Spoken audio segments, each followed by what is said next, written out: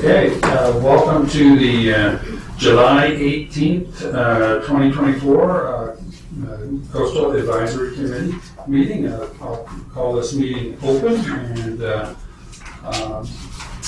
first thing we'll do is we'll do the Pledge of Allegiance. So stand up and pledge allegiance. I pledge allegiance to the flag of the United States of America and to the republic for which it stands, one nation, under God, indivisible, with liberty and justice for all. And with that, we'll start with a roll call. Brian Jacobs is here. I'm here.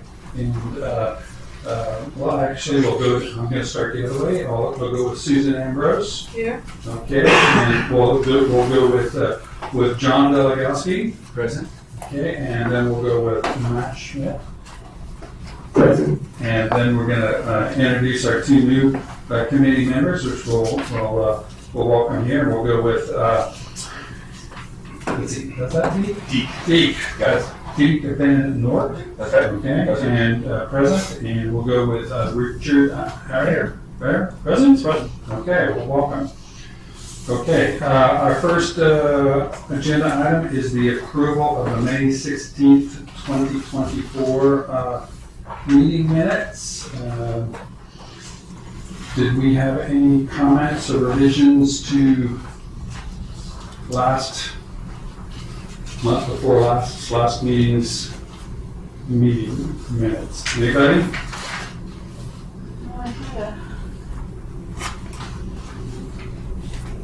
If not, I'll take a nomination to approve or a motion to approve the meeting minutes. I'll second that. Okay, we'll get a motion first and then a second. Motion to approve the minutes. Okay, I'll second that. we got a second. Thank you very much. Okay, so the meetings have been approved. And number two on our agenda for today is some special presentations. Really excited about this information. And Leslie, are you going to be handling this? Our first presentation is our update regarding the North Beach Sand Placement Project. Very exciting new news. So welcome. Good afternoon, Chair Jacobs and committee members. We're just pulling up the presentation. Yes, so I'm here to give you an update on the city's North Beach Emergency Sand Placement Project. Next slide, please.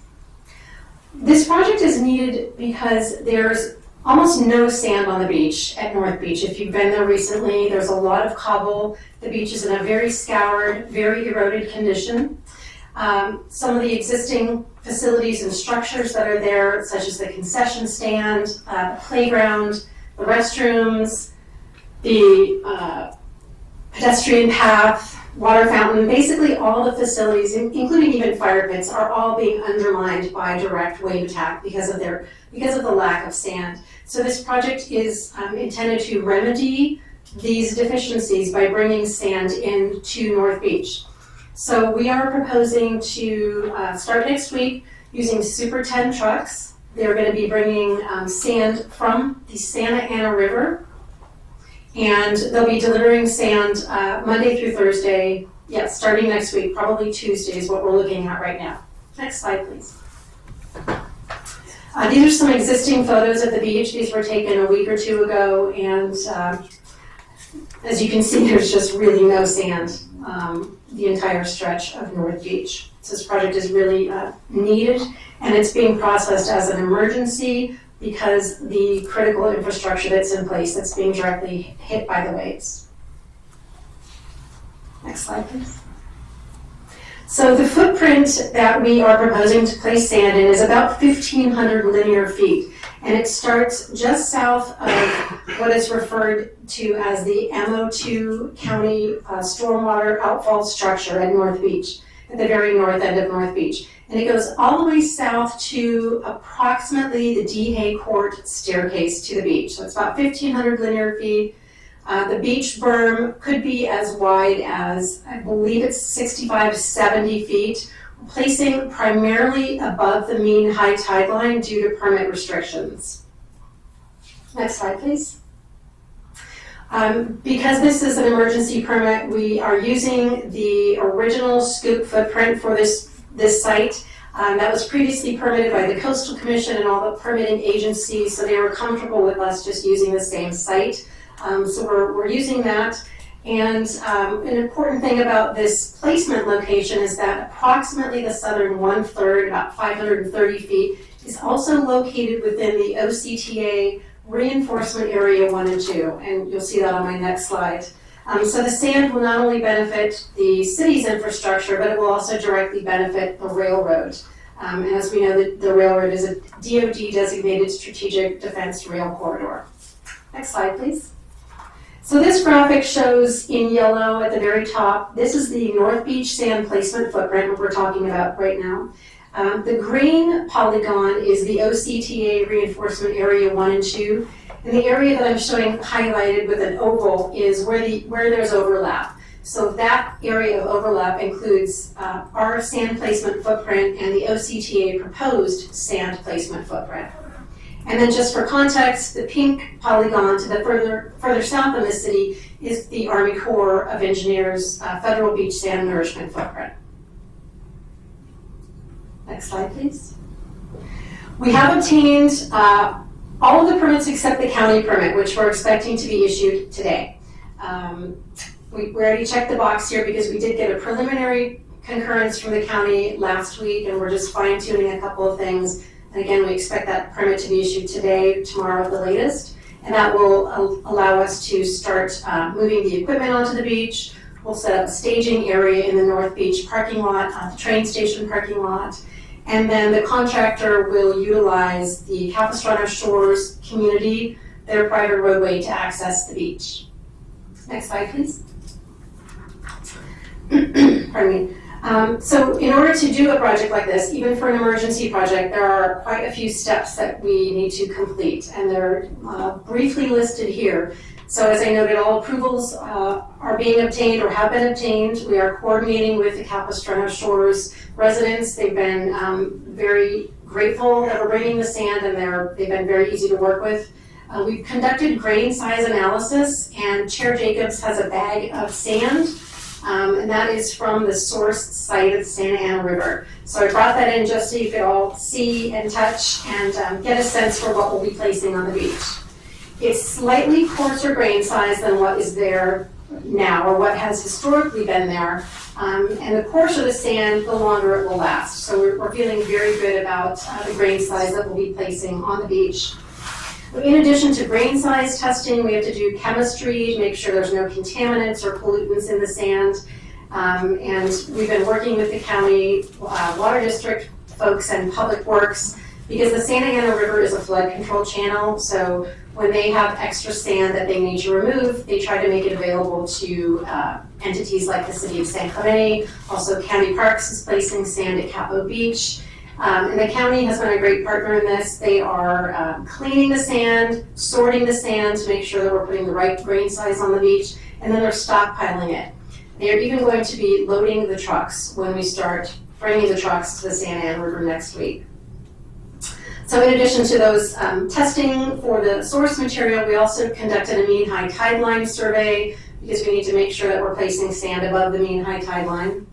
We did shoreline profile monitoring as part of the city's shoreline surveys that we did in May. So we created a baseline condition. We'll do post-construction monitoring to see the changes in the beach. And then we also conducted grunion monitoring 2 weeks ago. We'll do grunion monitoring starting again tomorrow. The conclusion of the biologist is that there is no suitable grunion habitat because there is simply no sand. So we do know with the Army Corps project and other beach nourishment projects that once you start placing the sand, the grunion will come. So we do anticipate some grunion in our future. The last run is August 22nd. So I think that really shows that sand placement creates beach habitat. So it's doing a lot of environmental good. Next slide, please. So the general outline of the project, I've kind of gone through some of these points already. The contractor is GCI Construction. They're a local contractor. They have indicated they need 90 working days to place 30,000 cubic yards of sand. So we will be placing sand Monday through Thursday, approximately 7 a.m. to 7 p.m. And the beach will be closed to the public during Monday through Thursday because of the presence of heavy equipment. We want to keep the public safe. So all the access points will be closed to the public, but they will reopen Friday morning, and they will remain open Friday, Saturday, and Sunday. And they will close again the following Monday and stay closed until Thursday. So there is a little bit of a disruption to access to the beach, but we promise that when the project is completed, it will be worth it, and you will love the new wide beach. Next slide, please. In terms of the monitoring tasks that are required, we conducted aerial drone photography photos of the site. Pre-construction, we'll also be doing photos during the construction phase and then at the completion. We have conducted water quality monitoring, both pre-construction and during construction. We will do surf monitoring, and these are going to be interviews with local surfers. We, as I mentioned, have done the grunion monitoring and the avian monitoring. There's no bird nesting habitat on the beach due to the lack of sand, the lack of vegetation. So there are no constraints in terms of avian species or grunion species right now. So that's good in terms of our ability to move the project forward as quickly as possible. And in an effort to reduce costs, we are using city staff as much as possible. So that's really the project monitoring in a nutshell. Next slide, please. As I mentioned, we will be closing the beach to the public to protect public safety. We've got a QR code here that if you scan either here or online, where the presentation is also published on a city webpage, this will take you to an information page where you can find some additional facts and figures about the project. And we do have a website set up, so we are using the same website we did for the Army Corps project, which is san-clemente.org/beachsand. So if you click on that or go to that page, you will find additional information on this project, and then it rolls into some of the other beach sand projects that we're working on as well. Next slide, please. We will continue to keep public updated through press releases, through e-blasts, coastal advisory committee meetings, city council meetings, city website. We also do social media blasts, I believe Instagram, Facebook, and X. Miley, am I missing anything? That's it? Okay, great. We'll have public signage at the beach as well, just to inform people about what we're doing and why. We'll have a QR code there too, so people can get information, and are really excited to be kicking off this project. Next slide, please. Oh, that concludes my presentation. Okay, thank you. Happy to answer any questions you might have.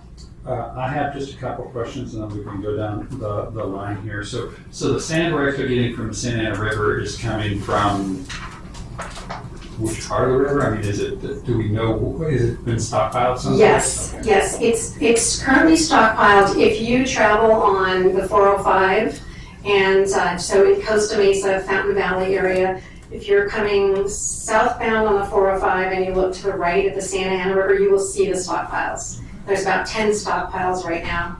As I mentioned, the county is also doing their project concurrently. They're placing 20,000 cubic yards of sand.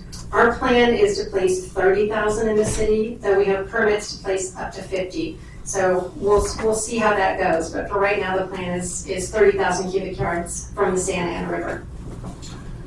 Okay, excellent. And then you mentioned something about the monitoring that was going to be ongoing during, I guess, following the placement of the sand. You mentioned something about shoreline profile surveys.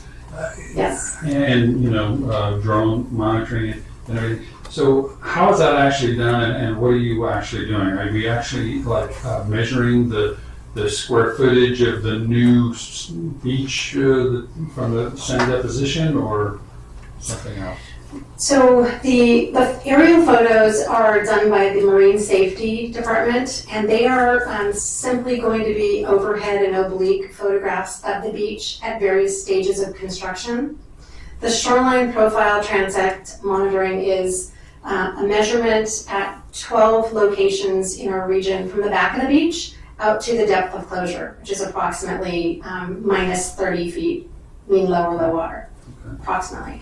And then the additional monitoring that we'll be doing is the construction team has surveyors, so I think it's on a weekly or maybe a monthly basis. They're going to be surveying the beach.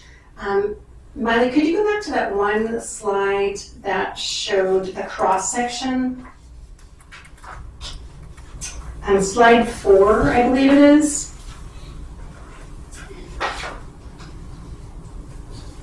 So we have this conceptual cross section. It's a 3-dimensional polygon for where the sand is to be placed. And so they'll be, as they place the sand, they're going to be tracking the sand placement just to make sure they're staying within that polygon. I see.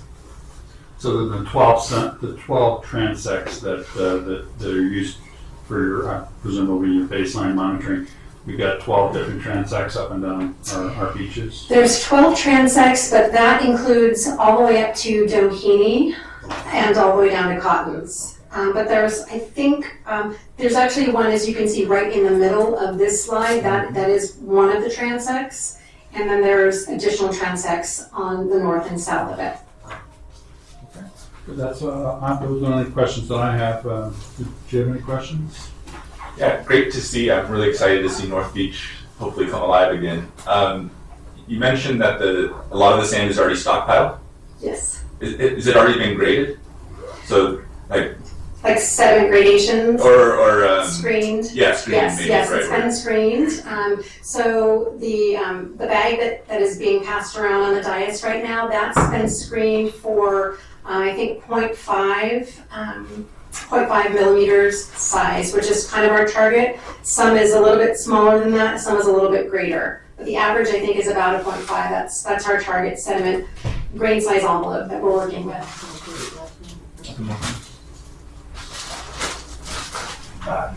I'll wait till the end to see if my question's already answered. Come back to No me. questions? Yeah. Okay. John? Yeah, I had a few questions. I was wondering where the access, where the access point is going to be for the dump trucks. It looks like they could either, back up over at the railroad crossing, in which case they need to cut off the guardrails at ground level, and there's like a little bridge over that drainage at the south end of the beach, where they could maybe dump there, but I kind of wonder if it's strong enough to hold a fully loaded dump truck. So where are they going to dump this in? Yes, I can include this in my next update, but the plan is for the dump trucks to come into the Capistrano Shores community. So they're on the west side of the railroad tracks. So the trucks will come down Avenida Pico and head into the residential community. They'll back down the private street. I think it's Senda de la Playa. They will back up to the beach. There's a gate there that the city manages and maintains, so the gate will be unlocked during the construction phase. The trucks will back up over the MO2, that's the county stormwater outfall structure. There will be a shoring plan that is implemented. It's basically going to ensure that the structure is strong enough and has been reinforced to the point that it can handle a fully loaded Super 10 truck with 10 to 15 cubic yards of sand. So yes, it's the last plan I saw is steel plates across the top of the bridge, and then there's reinforcement underneath the bridge as well, just to make sure it's structurally sound. And then what happens if the dump trucks are so heavy that they crack the asphalt on that road, because it doesn't look very well built? The Senda de la Playa, the private roadway, It's the private road. Then is the city then responsible to replace that if it's partially messed up? that's a good question. We have an encroachment agreement with the community, and they have been planning to do a pavement program this fall, which they put on hold following the completion of our project. So to be determined, I suppose. That's good timing. Yes. Isn't it? Yeah. And also, I was out there earlier today, and how the beach develops this sort of scalloped topography of with resistant ridges dominated by cobbles and then finer sand. in between in a repetitive pattern down the beach, which is just a natural process from the fines being eroded away, is I was wondering, rather than just covering that all up, would it make more sense to use like a front end loader with a rake to scoop up the cobbles and deposit them into the water so that they're, because it seems like number one, we'd have nicer sand remaining if it is eroded again, and then number two, it would make the area covered by the ocean be more resistant potentially. Is that? It's interesting, that would be outside of the scope of our approvals for this project, because our sand placement stipulations are to place the sand above the mean high tide line, so we did not have time to get a state lands lease because of the urgent nature of this project, so that would cover any work mean high tide line or seaward, and I think what you're proposing would potentially be in that area, so unfortunately it wouldn't be included as part of this project, but it might be included in a future project, or something for consideration as part of the sand pushing that the city does to create the winter storm berms each year. Okay, so did they level off the existing beach since it's so heavily scalloped at this point before or did they just put in a berm and then add the new sand on top of it? Yeah, they'll just be adding the sand right on top of the existing contours that are there now. Okay. And then from a QA/QC standpoint, are they going to? Is somebody going to be at the other end before the dump trucks actually drive here? Are they going to be checking the quality of the sand before it leaves the loading destination? Yes, the county public works are the ones that are doing the loading, and they're screening the loads. As I explained, they are screened and stockpiled and ready for use by both the county and the city. We're sort of running these two projects concurrently, so we're taking sand from the same exact stockpile. So if you've been to Capo Beach in the last week or two, you can see the sand. Their operation is virtually identical to what we'll be doing. Mm-hmm. Okay, great, thank you. I have a couple of questions. I'm referring to a report that you had prepared for the city council on June 18th, and you talked about an overall budget expenditure for this $2,036,000. And you had $1.5 million came from funds that were already available, and the other $500 and some odd $1,000 are to be allocated from the general fund. So my question is this has all been paid for? Yes, this project has been paid for. You're talking specifically about the North Beach project. This Yes. is 3.0. Yes, it's being run through the Public Works Department, and yes, when they signed the agreement with GCI Construction, the funds were allocated from other sources, and that was part of that city council approval. Okay, because you had mentioned earlier that if Santa Ana River has an excess of sand, and they want to get rid of it, it's available at a lower price. Would that affect the amount of sand that we're able to bring into North Beach? If in fact if it were available at a lower price point, would it still fit within these contracted amounts? I think the answer to that is no. The contract with GCI is for 30,000 cubic yards. So that's the 90 days of work and 30,000 cubic yards. If we wanted additional sand, let's say we wanted to go up to that 50,000 cubic yards that our permits allow us to obtain, we would have to renegotiate the contract with GCI. So there would be some cost savings somewhere if it were to be obtained at a lower price. Presumably, yes, because the contractor is already mobilized. I think the primary reason the city didn't go all the way up to the 50,000 cubic yards is because there's some uncertainty in terms of how long this project is going to take. 90 days, we haven't started that yet, so that's about 5.5, almost 6 months. So that puts us into December, into January. Keep in mind the Army Corps of Engineers is expected back mid-November, so we don't necessarily want to have two beach sand replenishment projects going on at the same exact time this year. Where are they? Are they working on North Beach as well? They will not be working on North Beach. No, they'll be working at the city's main beach between Linda Lane and T Street. Okay, that's a separate effort. You also mentioned there's some overlap between this effort and OCTA's rail. Are they contributing any sand to this area and any money to this? OCT is not presently contributing any sand or any money to the city's North Beach project. We've been in discussions with them. We've asked them to contribute.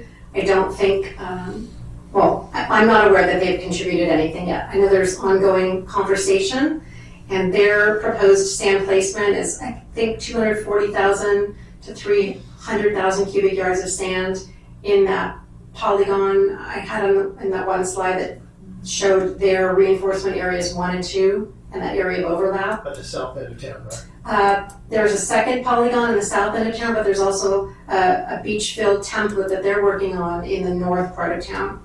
And we can go back to that slide. They're putting 240,000 cubic yards there? Yeah, from essentially North Beach to Linda Lane, just at Mariposa. Yeah.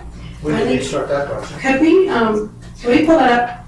It's slide, there we go. Okay, great. So yes, the OCT proposal for the north part of the city is shown here in green. That approximate volume is 240,000 cubic yards. That's the number I've seen most recently. What's not shown on this slide is the other area in the south part of the city by State Beach and Cypress Shore, where they're talking about another 240,000 to 300,000 cubic yards of sand. And those would be placed as separate projects. OCTA needs to obtain their own environmental clearances and permits for those. And my understanding is they're in progress, but they haven't obtained any permits yet. Okay, that clarifies. Thank you.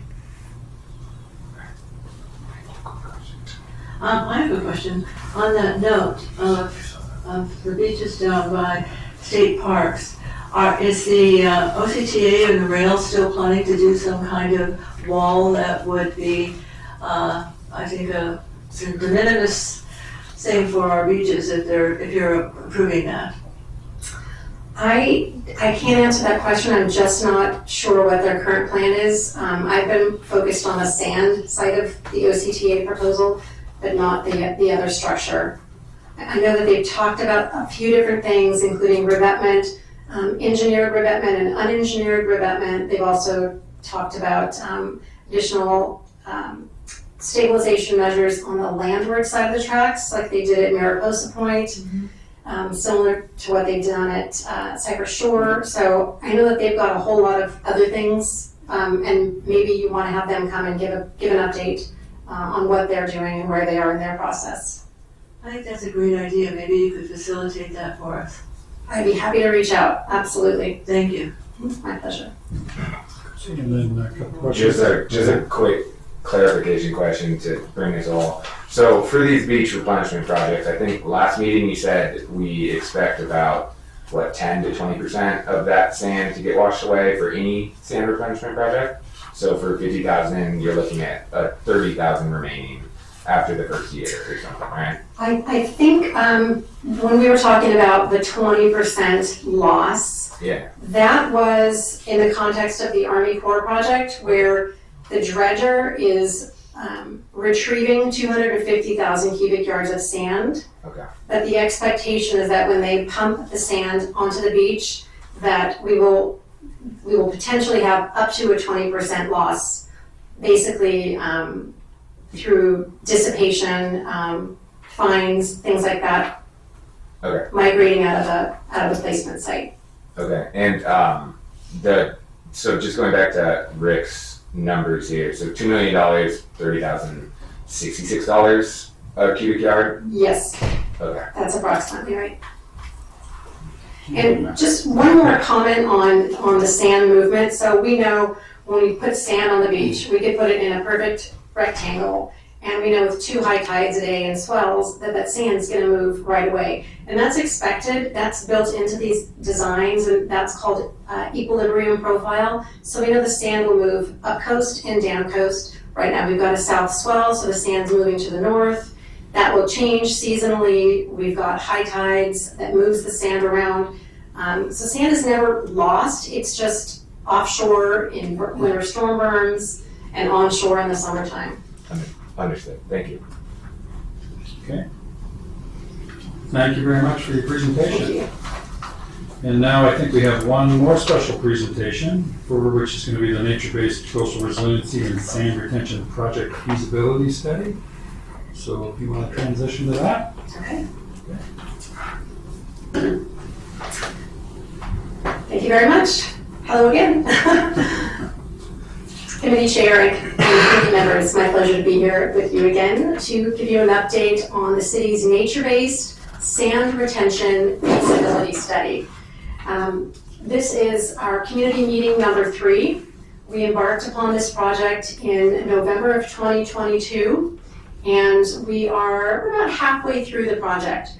Our final report is due to the Coastal Commission at the end of 2025. This is the Coastal Commission grant-funded project, and we're very grateful to have the funds to be able to use on this project. Next slide, please. So I'm Leslie Meyerhoff, City's Coastal Administrator, and also with me here today are Chris Webb, Coastal Engineer with Moffitt & Nichol, and Justin Peglow, Coastal Scientist, also with Moffitt & Nichol. In addition to Moffitt & Nichol, we've also got other consulting firms involved with this project. We've got biologists, scientists, and economists, so we've got a very well-rounded team of coastal professionals that are all being tasked with helping to define locally appropriate coastal resiliency solutions. Next slide, please. So the primary objectives of this study are to, as I mentioned, find locally appropriate solutions. So what works in one city may not work in San Clemente because our conditions are different, our preferences are different, our sand supply situations might be different, our swell direction varies.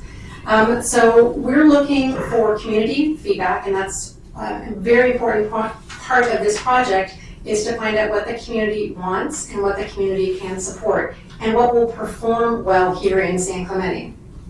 So this project is really looking at sand retention and how we can complement our beach nourishment projects that we have started, such as the Army Corps project, very soon the North Beach Opportunistic Project. We also will be placing sand as part of the Sandag Regional Beach Sand Project in a couple of years. We're also in early talks with the County of Orange, State Parks, and Dana Point in a South Orange County Regional Beach Sand Replenishment Project. And then we have longer-term additional SCOOP projects in other locations in the city, and of course the OCTA project. So we have a lot of sand projects in the works. And we are looking for ways to retain the sand on the beaches for as long as possible, because we know that sand moves around, and if we can keep the sand in place for longer, it really quite simply provides the city more value. It prolongs the amount of time that the sand stays on the beach. It pushes off the renourishment cycle. So these projects, and I think Chris Webb can speak to this, but I've seen statistics that say if you have a sand retention structure in place, whether that's shore perpendicular or shore parallel, it can improve the efficiency of sand placement projects by up to 50%. So there's a lot of cost savings long term if you can have structures in place to keep the sand around longer. So the projects are all being designed for what we're calling co-benefits, and those are benefits for recreation, so people walking on the beach, people surfing at the beach, and natural resources such as dune species, flora and fauna, avian species, grunion, and all the natural resources that we find at our sandy beach. Next slide, please.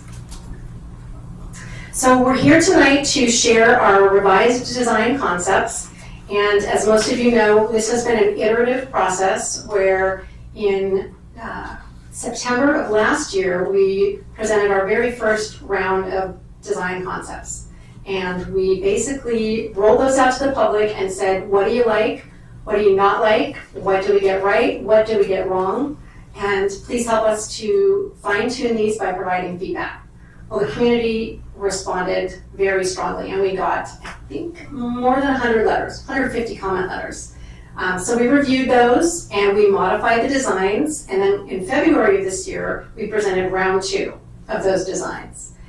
We're now at round 3, and again, these have been continually refined based on input from the community, both in terms of these meetings, comment letters, individual stakeholder meetings, and the engineering and science experts that are part of the team. So we're here to present these to you tonight. I'm going to turn the presentation over to Justin Pegler with Moffitt and Nickel, who's going to run through our designs and where things stand. And we will have a draft report. This is going to be the draft feasibility study that will be available for public review and comment late 2024, early 2025. And with that, I believe we're turning the presentation over to Justin. Next slide, please.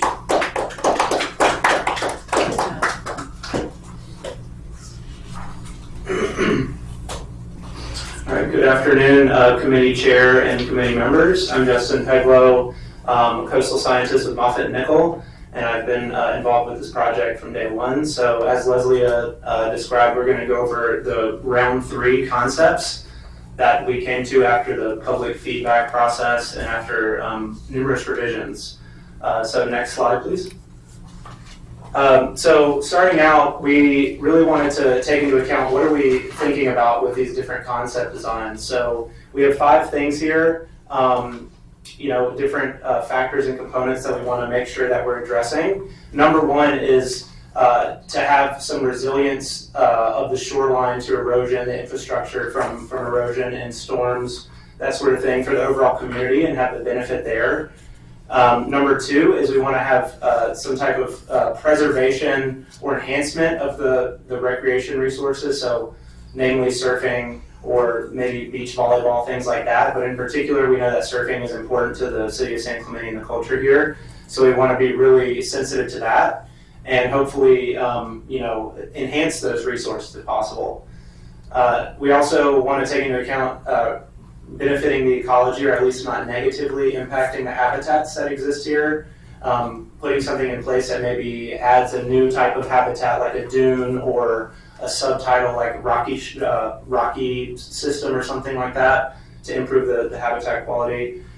Also, after all of the feedback from the public, one of the biggest things was San Clemente does not want something experimental put on their shorelines. We want something that's been proven elsewhere that works in a similar type of system. So we got loud and clear, nothing experimental out here. So the concepts that we have, maybe take different things that work, and combine them together in hybrid, something like that, but nothing that's completely brand new. And then number 5, kind of in conjunction with number 4, is this is a pilot project. So we want to create something that we can use as a pilot, see if we can then transfer that to other places along the shoreline, and then maybe adapt it a little bit, refine it, depending on its performance as we monitor it, and we can scale it up and down as well. Next slide, please. So there's 3 different phases associated with this project. The current phase is phase 0, and that's the large-scale beach nourishment that we have going on via different programs, different funding sources.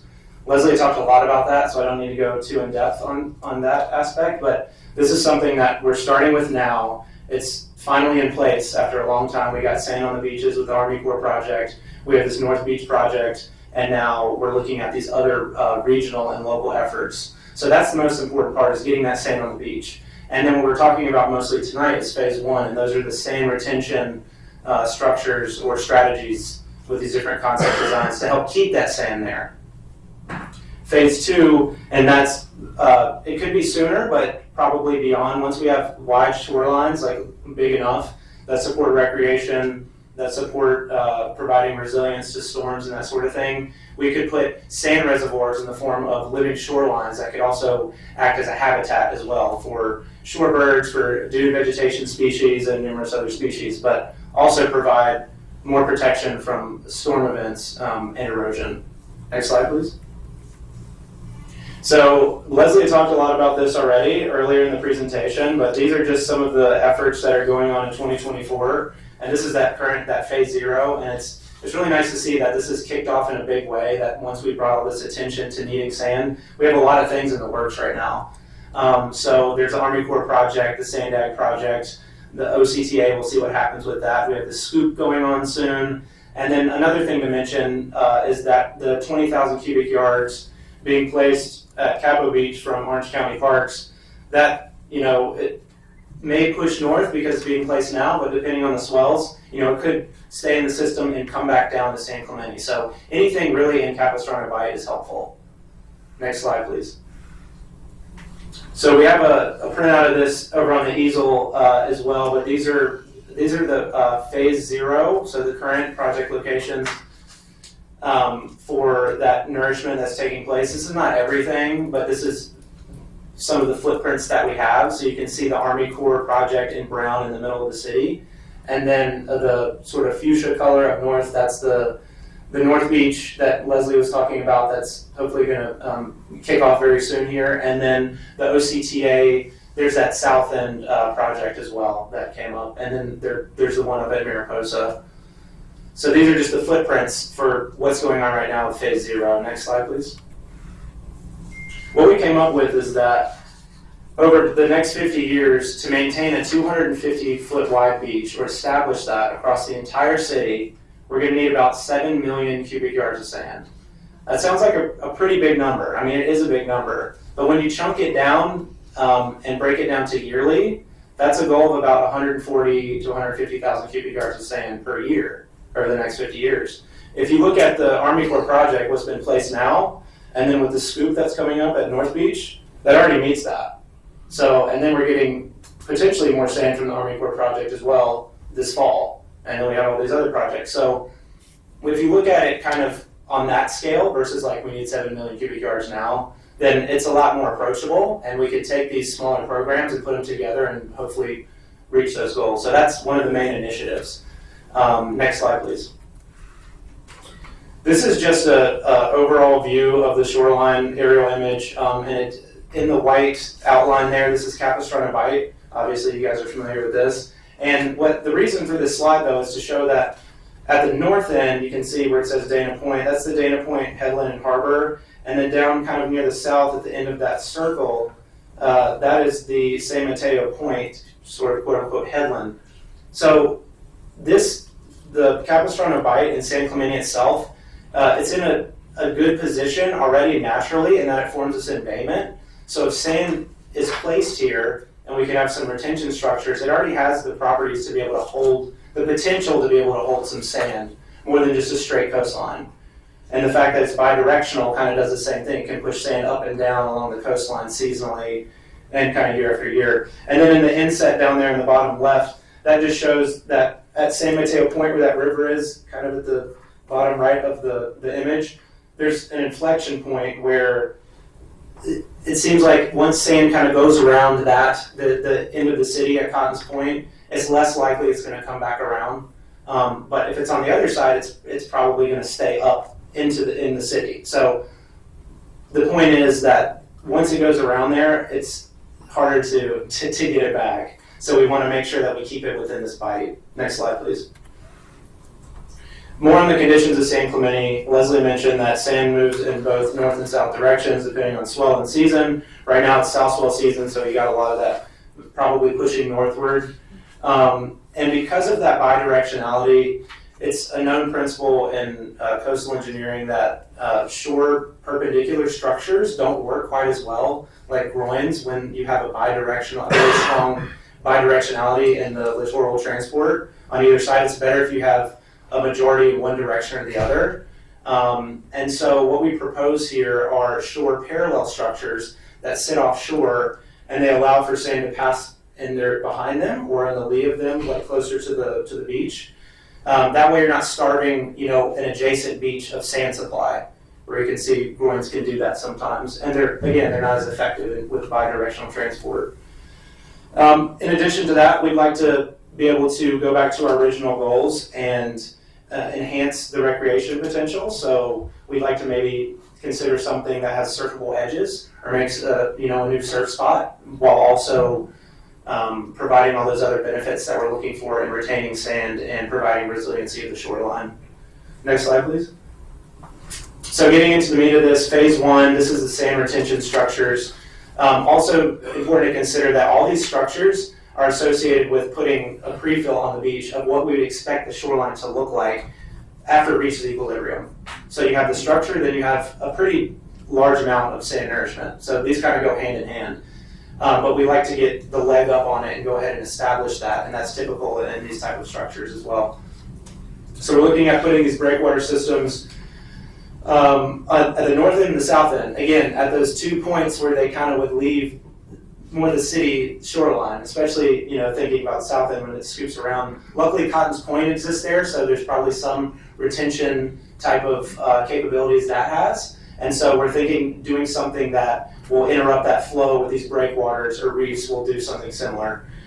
And so we're going to use one as a pilot, monitor it, refine it if need be, and then hopefully implement that throughout the city shoreline as we go along.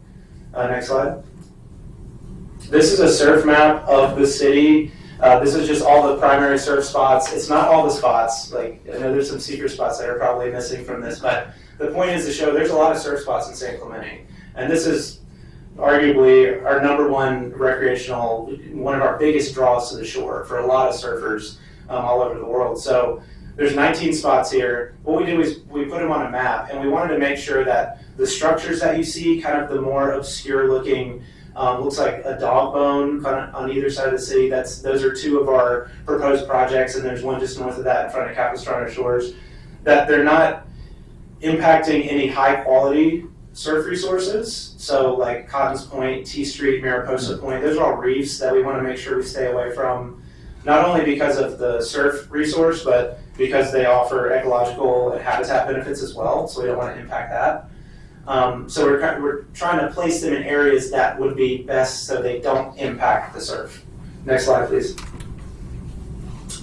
And then this is just showing the same extent as the previous slide, but this is all of the different project locations. So these are all the structures, the current phase 0 things that are going on with the beach placement, and then also the fill I was talking about associated with the phase 1 structures, the sand retention structures, that pre-fill, and then the potential locations for the phase 2, which is just sand nourishment without retention structure, or building these living shorelines, dunes, those type of ecosystems. So it kind of shows that the entire city is more or less accounted for. Next slide, please. So this is our first concept, and this is the Capistrano Shores living breakwater and speed bumps. Kind of a funny name, but that's what they do. It's these 2 bumps, the number 1 on the screens here, those kind of slow down littoral transport and kind of create this turbulent flow. So the sediment that's moving north or south might just settle out in front of those and build a little bit wider beach around it. And if you look on the bottom right, I wish I had a pointer, but this is the best I can do. So the bottom right, but then the top image there, that's the Salt Creek Headland. It's very similar dimensions, and it holds a pretty wide beach to the north of it. So we're thinking something similar to this. Also, Rebeach Oceanside is implementing these types of things too. So those will be on either side to kind of hold that pre-fill in place as best as possible, while the sediment accumulates in front of the more traditional breakwater. And that's number 3. So number 2 is the pre-fill. Number 3 is the breakwater. This would be offshore in the middle of the community, but we'd like to place it with something like a more complex surface on the outside that would promote ecological growth and a higher quality habitat than maybe just stone alone. So that's why we call it a living breakwater or a vegetated breakwater. Because it's really important to, even if we just put the material down, that's still going to create a hard bottom habitat. So that in itself is essentially a form of reef or intertidal subtidal habitat, and that will improve what's there, because currently it's mostly sandy. So if we can enhance that with something like a higher complexity, maybe like e-concrete or something like that, that's sort of the idea. And then the example is Santa Monica Breakwater down in the bottom right. The lower picture now, that shows how there's a breakwater offshore, and then you can see how the beach really bulges out in front of the breakwater. That's what we're going for here. Next slide, please. For North Beach, this is a little bit different. So this is we call it a multi-benefit breakwater, and that's because it's a hybrid between a reef and then the more traditional breakwater that we just showed you. So the purpose of this is to create a surfable wave, like I talked about, on either sides, on the edges of the breakwater. So it would still block the incipient wave energy that's coming in, but then you can take that swell energy and turn it into a surfable wave. I mean, wouldn't that be great? So this would create a surfing resource at North Beach that would improve the existing resource and also create that habitat, because it's a much wider footprint, even though it's a narrower overall, like it's a shorter in length. It's wider in general, and it forms that sort of reef habitat. And if you look on the inset picture, this is a real world example of a Palm Beach reef in Australia, and this is on the Gold Coast. This has been around for over 10 years, and this reef has been a really good success story. It created a very high quality surf spot, and it created a wider beach in its lee, just because it breaks that energy up offshore, so it's not coming all the way to the coast as much and then grabbing that sand, pulling it offshore or pushing it down coast. Next slide, please. So this is the same concept, just put further down on the other end of the city. So the other two concepts are at that north end, like we talked about. This one's at the south end. And this one's closer down to that inflection point, which is believed to be where this, once the sand goes around it, it's likely not to come back. So we want to sort of slow that down even more. But we know Cotton Point is a very important local, good, high-quality surf resource. So we slid it up a little bit, put it in front of the southern state beaches, and then it's also kind of flanking the Cypress Shores community, so it could provide benefit to multiple reaches of the shoreline there. But the same exact concept. Next slide, please. And then quickly for phase two, just an overview of what we were thinking with this. So after those wide beaches are established due to the nourishment, if we have a retention structure in place that works and having that pre-fill there, over time, or even maybe now in some locations, we would install a living shoreline, which is sort of an engineered dune habitat, and you vegetate it with actual native California dune species. A good example is some of the dune fields that you see down at Trestles, just right around the corner in San Onofre State Park. So something like that, but in the city. So that could be home to shorebirds, other species as well. But the most important thing is that whenever there's a storm event or something, this kind of acts as a sand reservoir, because over time those dunes build by themselves due to sand-blown wind or waves that push, wind-blown sand or waves that push sand up on the shoreline. That vegetation captures it, and then it builds it up, and then if there's a big swell or something, it can act to, once it reaches up there, it will push the sand down, pull it down to the shoreline, and then it will create sandbars offshore, so that the waves break on that as opposed to like directly on the shore and maybe impact the infrastructure there. Next slide, please. So this is one of the examples of that, and this is at Shore Cliffs. This is not a very widely used beach just because access is pretty poor. And so this is an example of what we would do, sort of a schematic. So we make it higher at the back, do a nourishment sort of in the front as well, and then we vegetate it with that dune vegetation. That would build up over time and act as that sand reservoir, also be very important ecologically too. So an example of this is at Cardiff Living Shoreline. This is a well-known engineering project that was implemented, and prior to the installation of Cardiff Living Shoreline, there was boulders every huge winter swell that would be thrown into PCH. And now since they installed that, it created a wider beach, it created a habitat, and there hasn't been these rocks that have been thrown to PCH to where they needed to close the highway.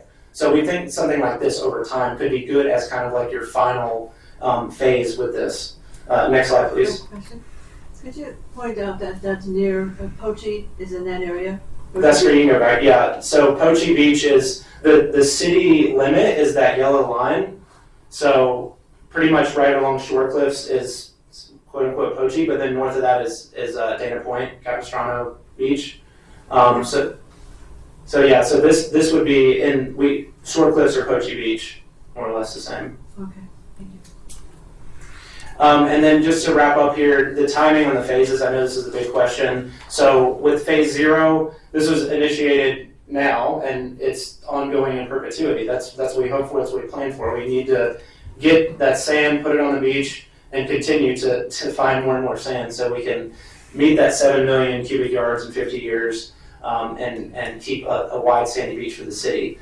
So for phase 1, actually implementing and having a structure in place, we're probably looking at about 5 to 10 years realistically. And that's because permitting, we have to do testing of the different, like the reefs and the breakwaters in lab environments. We have to make sure those work, find funding and all that, and that takes time. And then the construction process, the engineering and all. So that's about the timeline we're looking at for phase 1. And then phase 2, it says 10 plus years. That's about the later end of when this may be implemented. But somewhere like at Shore Cliffs, at that Poche Beach area, if that's something we can do sooner rather than later, then maybe it could be implemented in a much shorter time period than that. But kind of for the global scale and idea of this project, we're thinking that 5 to 10 plus years after those beaches are established, that's when we come in, build those sand reservoirs and habitats. And with that, I think that's the last slide. So Leslie, you're up.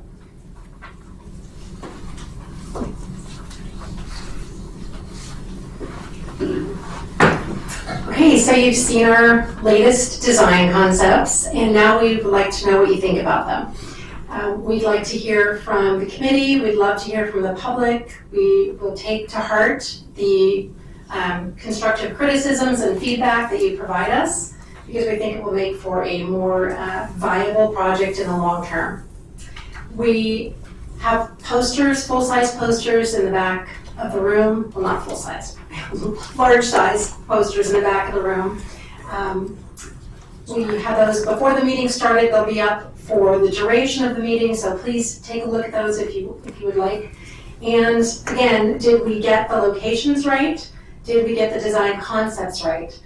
Is there something we missed? Is there something you love or something you do not like? Next slide, please.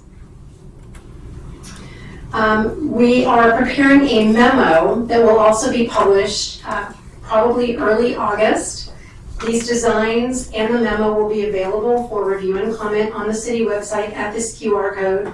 And they'll be posted until September 6th. So we're giving you about, 6 weeks for public review and comment. You can have more time if you need it.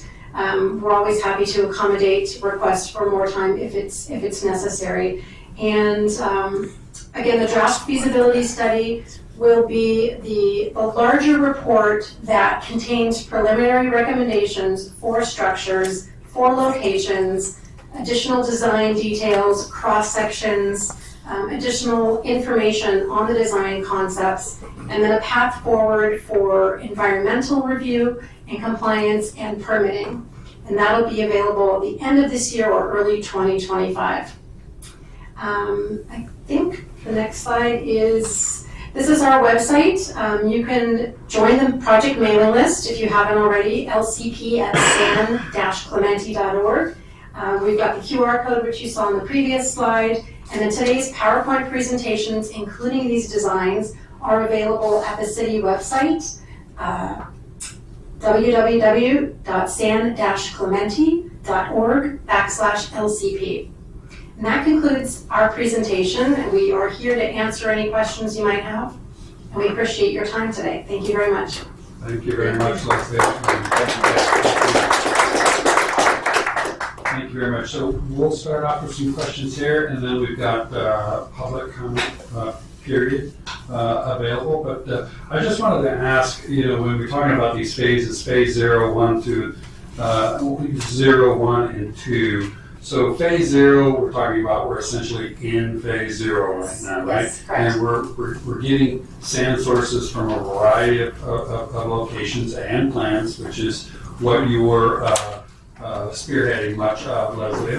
You're doing a fantastic job on that.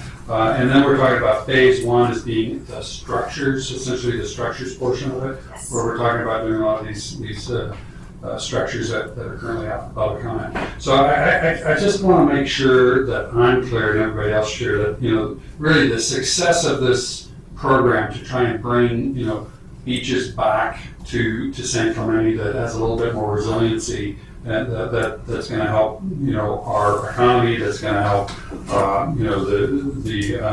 the ecology, the marine life, and our surfing, and our, our general way of life here. Phase zero, when we talk about this beach being 250 feet wide all the way down, the 7 million yards, I get that. But in reality, the way we're actually going to execute, we're not, we don't have one single program that's going to give us all of that sand. We talk about we have to get the sand nourishment done and the beach built up and kind of healthy again before we can really move into to phase one. So I guess just pragmatically is that, we're not going to wait for the entire coastline of St. Clemente to have its beach built out 250 feet before we get into phase one, are we? That's correct. Okay. Yeah. All right. So essentially what we're talking about is finding specific areas that we can build out the beach to 250 feet and monitor how it's performing so then we can make better recommendations as to how to move forward on phase one. Is that an accurate statement? I would say not necessarily. We're starting with this process, this sand retention design process, because it takes, as we know from the Army Corps process, it takes a long time to bring these projects to fruition. There's a lot of design and engineering that goes in. Environmental tasks and permitting tasks can take a year or more, several years in some cases. Then moving into construction, we have to find funding for construction. Construction itself will take a period of time. So that's why the schedule that Justin proposed shows 5 to 10 years out to the point where we could likely construct a pilot project. Yeah, but I mean, would we? But again, everything that I've discussed is that we have to build the beach out. Yes. Now we have to push the ocean back, before these other structures and concepts can really be considered to be viable. Right? Yes. So I'm still a little confused about, well, we're going to try it when we get 100 feet, or do we have to wait till it's 200 feet, and how does that actually get executed? Yeah, there's not a metric per se that we're trying to hit before we move forward with these projects. So that's really why we're running them concurrently. All of the sand development projects that you saw outlined today, those are all moving forward and at various stages of development. And we're moving forward. But none of those projects are going to get us anywhere close to 250 feet unless we're going to be focused in specific areas of the shoreline. That is correct. So for example, the Army Corps project is 150 feet wide in the center of the city. It's not 250 feet wide. But if you repeat that project enough times, we cite the examples of Newport Beach and Huntington Beach where they've had the Surfside Sunset project that's now in cycle 13 or stage 13. It's been consistent beach nourishment over a 65-year period. They've got exceptionally wide beaches now. We're not going for 1,000-foot wide beaches. Yeah, well, understood, and I'm just, but so my point is that so when would phase one ever actually really get executed? I mean, if we never really get to that, whether it's 150 or 250 feet, I mean, when would we decide that it's time to invest the money? Because we're talking tens of millions of dollars, Yes. right, for phase Yes. one for any of these kinds of structures. Yes, you're asking a very nuanced question, and I feel like it's really up to the city council when we are directed to move forward with the next stage for this project. Okay, fair enough. I just think it's important for the public to kind of understand the nuances of a project like this because it is very expensive and and we're going to come up with, even once we get to phase one, we're still talking about pilot projects in certain parts. Yes. So we're really, what I love about it is that, we're taking short-term actions to get sand on the beach right now, and we're also planning for generations, decades to come, but it's a plan. But Yes, people and just to elaborate on that, the Army Corps project, for example, is a 50-year project. It will deliver 2 million cubic yards to the city over a 50-year lifetime. But we don't want to wait 30 years to get a structure in place because we want to have the structures in place when the sand is here to keep the sand here. That's all I have.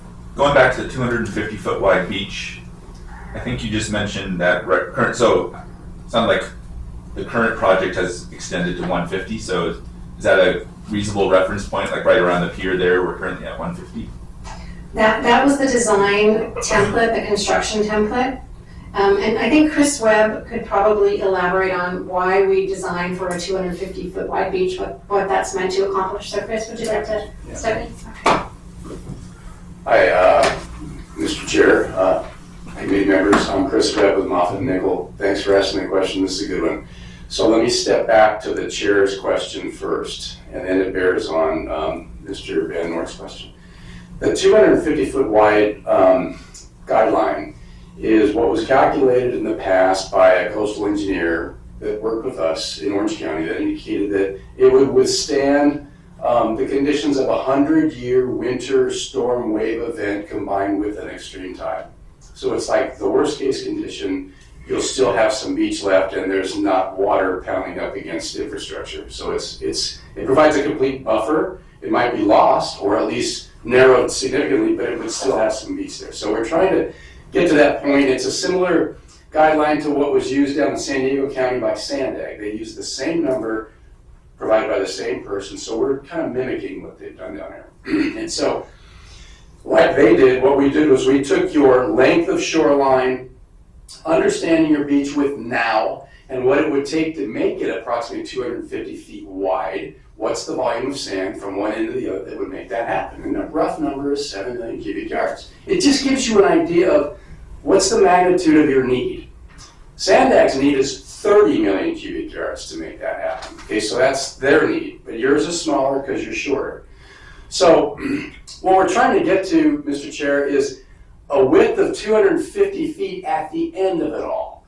After the nourishment has happened over 50 years and after the retention structures are in, your achievement is you've got a 250 foot wide beach even during sea level rise. Okay, that's what we're trying to get to. So we're not initially going to put in the retention measures after we've achieved 250 feet. What we're going to say is we're going to watch how nourishment performs. Let's say we put nourishment as placed by the city and we measure it and the nourishment has stayed. Well, let's nourish again and see how that works. If the nourishment stays and the beaches widen progressively with that nourishment, maybe all the designing and permitting of the retention measures can happen, but they can be held off until there's a time at which no more beach sand added to the system results in widening. Maybe there's a stopping point. Okay, well, at the stopping point, then you put in the retention measures to make it exaggerated and widen further to still try to achieve your goal.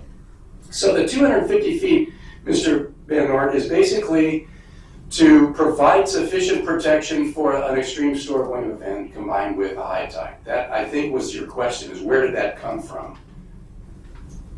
Yeah, it was partially where it was come from, and then just if there's a point of reference to give us an idea of what 250 feet actually looks like. Because to me, that sounds like sounds like almost a dream in terms of where our beaches are today. Right, because you haven't ever seen that. Yeah, and so I mean, I think you provided the committee some good reference, but again, it is not the city's plan to create a 250 foot wide beach from north end to south end. That's not the plan. It's a frame of reference. Right. 7 million cubic yards of material would be required to do that. Correct. That's not what we're planning on doing, from what I'm hearing. Well, it may or may not be physically possible. You'll have wider areas and narrow areas, and if you can have it average out to about that, you're in really good shape. Yeah, I mean, from what I'm hearing, if we could create that in targeted areas and then use these other structures to help maintain or grow those areas, then it's good and we might be able to consider them elsewhere. Right. Okay, well, thank you for that clarification. You're welcome. A couple more questions about the breakwater specifically. The first one being, and I know this is all, more information to come, but how far offshore roughly do the breakwater sit? Can you bring back up the slide? I guess the first concept design.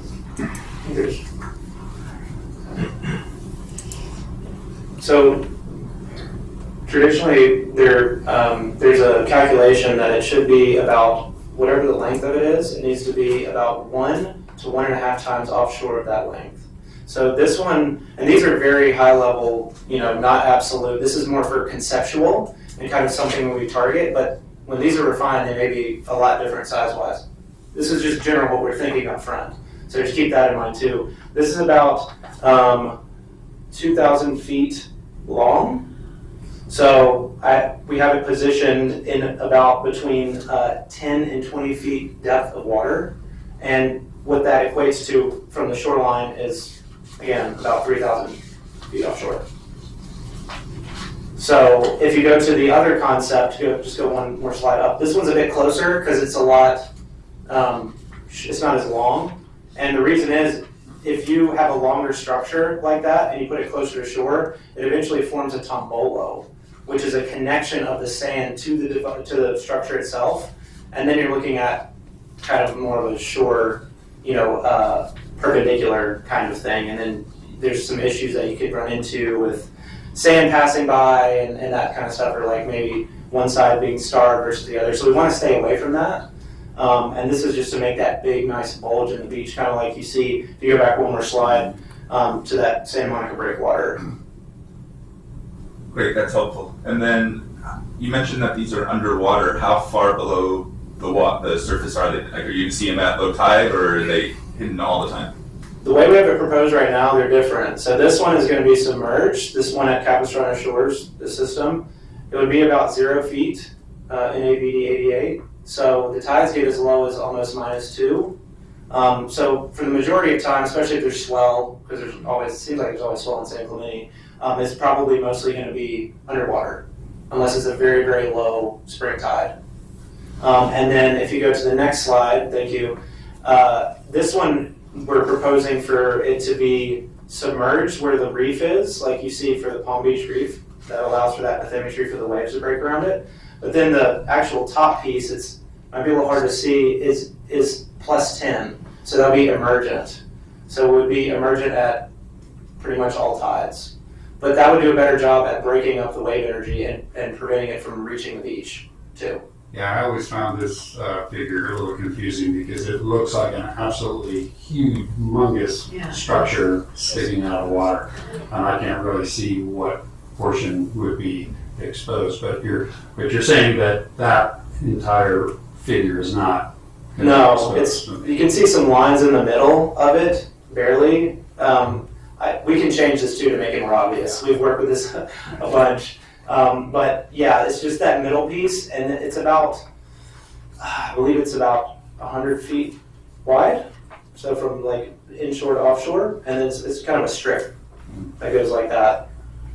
Very similar to what we see with the other Capistrano Shores breakwater. But the reason why the figure is so large is because it requires that amount of structure subsurface to maintain. Right. And this is more or less to scale from another concept that was drawn up previously. So we think it'd be relatively accurate in size. But that whole huge thing is not going to be sticking out of the water. That's just a lot of rock. That's a lot of material built up. Yeah. Well, this is considerably, like I said, shorter than the other one. This one is designed about the crest. That's what we call it at the top. That's about 1,000 feet, 900 feet, and then the whole thing's about 1,300 feet wide. And long, sorry. And this would also be placed in a little bit shallower water, probably too. Is it made up of rocks, concrete, Lego blocks? Like what do you use to make these? Correct. Yeah. So it'd be armor stone, quarter stone type, 2 to 4 ton. 4 to 6 ton. It's Okay. large stone. Hi, Chair and Commissioners. Large stone similar to revetment, but larger because the amount of energy that exists out there is significantly higher and it has to stay in place. And it's nested together and fit together to act like one big structure instead of a bunch of individual rocks. This would be like similar material that was used to build the outer Long Beach LA harbor Yeah. that came from Right, that was 10-ton stone. Avalon. Less. Salt Yeah. Lake? like essentially Salt Creek Point, like those types of rocks? Yeah, but larger stones probably than that even. It's like the Dana Harbor breakwater, similar to that. That was not a bad example. Couple more questions. In terms of the impact on the shore, is what you have here sort of a good way to think about it? Yeah. It extends a little bit maybe beyond the breakwater. Correct. Okay. Because it would start slowing that wave energy and that littoral that kind of the drift, the currents and stuff, and as those slow, the sand settles out. And then again, we'd have that pre-fill there too to already establish that shoreline. So it'd be something like that, bulged in the middle in front of it and then tapered off. Moving to the living shore concept, how thick or how wide does the living shore usually have to be for it to be effective? So we need at least 50 feet of beach to do one. Which, is not much, but we'd like bigger than that. And that's from like top to bottom of the beach, not wide. So we're looking at, from higher to lower tide kind of thing. So yeah, we need 50 feet of beach that way, and then they can be as long as we have space for. And then, yeah. So I guess, and I know this is not the full beach is not always going to be 250 feet, but I guess I'm curious of the 250 foot wide beach, do you need 100 feet of it for living shore to be effective, 50 feet, 10 feet? Like, is there a way to think about that? So probably around 75 feet would be ideal, just as a starting point. That would be, again, the width of it from back to front of the beach. But once we have that 250 feet, or just wider in general, if there's a good beach for people to recreate on and there's plenty of space, then maybe we could utilize some of that for forming this habitat. I think this is just kind of a high level concept and that's a rule of thumb, but it's going to be on a case by case basis. Last question is maybe the trickiest, and I know this is all very dependent on a lot of different factors that aren't set here, but I think for phase 0, we have an idea on cost based on how much it's costing to get a cubic yard of sand here and how much sand we actually need. Can you give us like orders of magnitude of costs for phase 1 and phase 2, just so we have an idea of what to expect in the future? Do you want to know? Mr. Chair, Commissioners, phase 1 with the breakwaters, hybrid surfing reefs are approximately, this is costs that date back 2 or 3 years, $30 million for one of those. Now, cost today might be a little higher, so it might be 35, 40, I'm not sure, but that's the magnitude for each one. For phase 2, it's a lot less expensive because it's sand, plants, and that's about it. Some symbolic roping and signage maybe, so that's way lower. The Cardiff Living Shoreline project that was used as an example that was built in Encinitas was a $3 million cost, and it was over about a half mile of shoreline, maybe not quite, maybe a quarter mile of shoreline length. And the reason it was high is because there's stone underneath it, revetment stone underneath it, up against the highway as a last line of defense with cobble sprinkled along the toe to make it a rigid structure if the sand gets taken away completely, but that wouldn't be part of your phase 2 project. So that cost wouldn't be included. It's simply the sand and vegetation. So the magnitude of that it's probably less than $500,000. I would hope. Is the same for the traditional breakwater? The traditional breakwater Capistrano Shores mobile home park is on the order of, it's very similar to the breakwater being proposed or the circle thing at North Beach. So for 1,000, did you say it was 1,300 feet long? 2,000 feet long? Yeah, 2,000 feet would be the traditional is double the length? Yeah. So it's probably double the cost. It's probably closer to $50 million for that. We'd have to think about that a little bit. I'd have to think about that just a smidge more. Yeah, thank you for the presentations. I could ask a ton of questions, but I'm just gonna do 2 suggestions. on those reefs, you could just gray out the ones that would be underwater. So just a light gray kind of overlay. I think that would clear up a ton of work. And then the winter of 1983 is probably the or 83. 83 is when the pier broke. So that's, I'm guessing, maybe a 50-year storm, maybe a 100-year storm. But I think that would help the community understand the protection that these types of things afford, and especially the amount of sand. It's like these living shorelines and things are great, but like you were mentioning earlier, if the beach isn't wide enough to take a few storm years, you're going to lose that investment of plants. I mean, that's not a lot of investment because it's a living shoreline, but it's meant as a last line of defense. So I think bringing the community back to a event that really defined the coastline and defined everybody's mentality would really help in kind of connecting us to what this can achieve. Just so, and also just for numbers, I think it would be helpful to understand. So 7 million cubic yards at $66 is $500 million of sand, right? That's over time, right? Over however many years. What do these what do these structures save on that input output, right? And then my final point to point out is, if anybody was down at the beach for the 4th of July, I think you'd notice that there was extra space for people, even at 100 foot. And so I think 250 feet is too large, but I don't think it's a bad reach goal, because if we don't do it to 250 feet, then it's a good aim. But 250 feet of beach is a lot of beach, and my feet hurt just thinking about walking across it barefoot. So that's it. Thank you. Thank you. John? I also jotted down quite a few comments. One of them was about the surfable edges. I'm struggling a little bit with the design of that. You said it's a breakwater, so that it would be approximately 10 feet above high tide. Is that correct? 10 feet.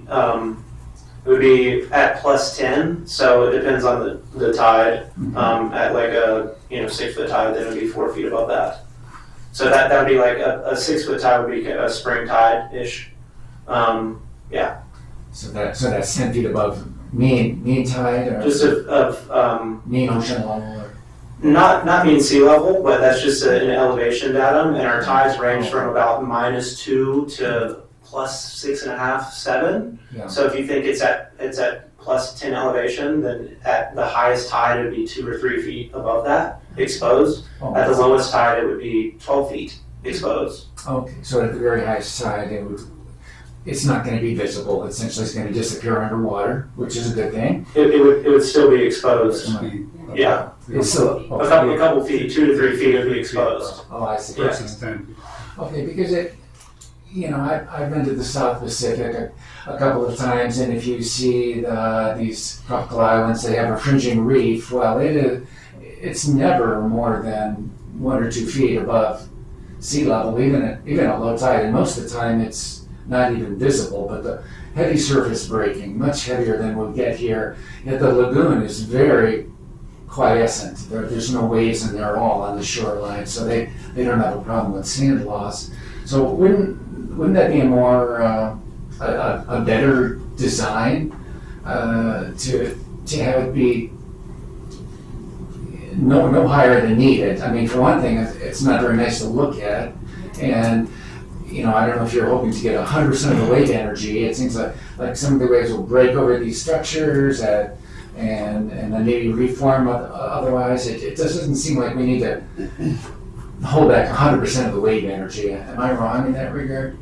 Well, I definitely understand like the concept of it, and it is like that in the South Pacific. They also have much wider space that the waves will break over, so we're putting a very small, I mean, it's going to be incoming wave energy and then an abrupt feature. Right. Whereas the reefs that are, you know, out there, I presume you're talking about like an atoll, something like that. Yes. They break on outside reefs, and it's a much wider playing field for it to break over. So by the time it actually reaches the atoll, I mean, it's a sandy beach because it's calm after that reef, and it's hundreds of yards, you know, from the atoll, like beyond that to where the waves start breaking. We're talking about something that's, you know, maybe a few hundred feet wide in comparison. So the reason that we have an emergent is because that would be able to prevent do the most to be able to prevent that swell energy from reaching the shore. It's not going to be able to dissipate like it would if it had a much larger field, like you think of like Lower Trestles or something like that. That's a giant cobbled delta, and the waves break way further offshore of that because it's a much larger feature. So we're trying to make something a smaller footprint and maximize the protection that it offers for the shore. But there is a good point with it being visible, right? You're going to be able to see that. Yeah. The other thing is we have a pretty wide tide range here compared to a lot of the places in the Pacific. So we got to account for that. So we have to make sure that it's, you know, if we were to put it at, say, like the living breakwater that's at Capistrano Shores, that's longer because I can offer more protection in that way. If we were to truncate that at North Beach, then it's not going to really offer as much protection because once you get above, you know, a low tide, then the swells are going to break on it, but then continue to carry to the shoreline. So doing this hybrid reef, it kind of blocks the incipient wave energy coming in, but it also allows the refraction of the waves around the structure to dissipate that wave energy and turn it into a surf spot. So it's kind of hard, it's a scale thing. The concept is there, what you're discussing, and this is kind of like a pared down version of that. You know, yeah. So the waves are completely blocked by the linear structure, and it's only the edges that would have remaining surf. Is that correct? So it would, I mean, depending on the swell size, it may, I mean, because we get pretty large swells here, you know, like up to double, you know, 12 feet, sometimes breaking. Yeah. Those would likely break over the structure, but it's going to stop a lot of that energy. If it were coming straight onto the shore, I mean, that'd be digging the sand right off the beach like it does now at North Beach. Real quick, it's also not just wave energy that erodes the shoreline. There's surge involved in a lot of these events that won't, your atolls, they're still subject to storm surge, not wave energy. It's just literally water pushing through it. So it is something that even though the waves break further out, the tide will erode. Okay.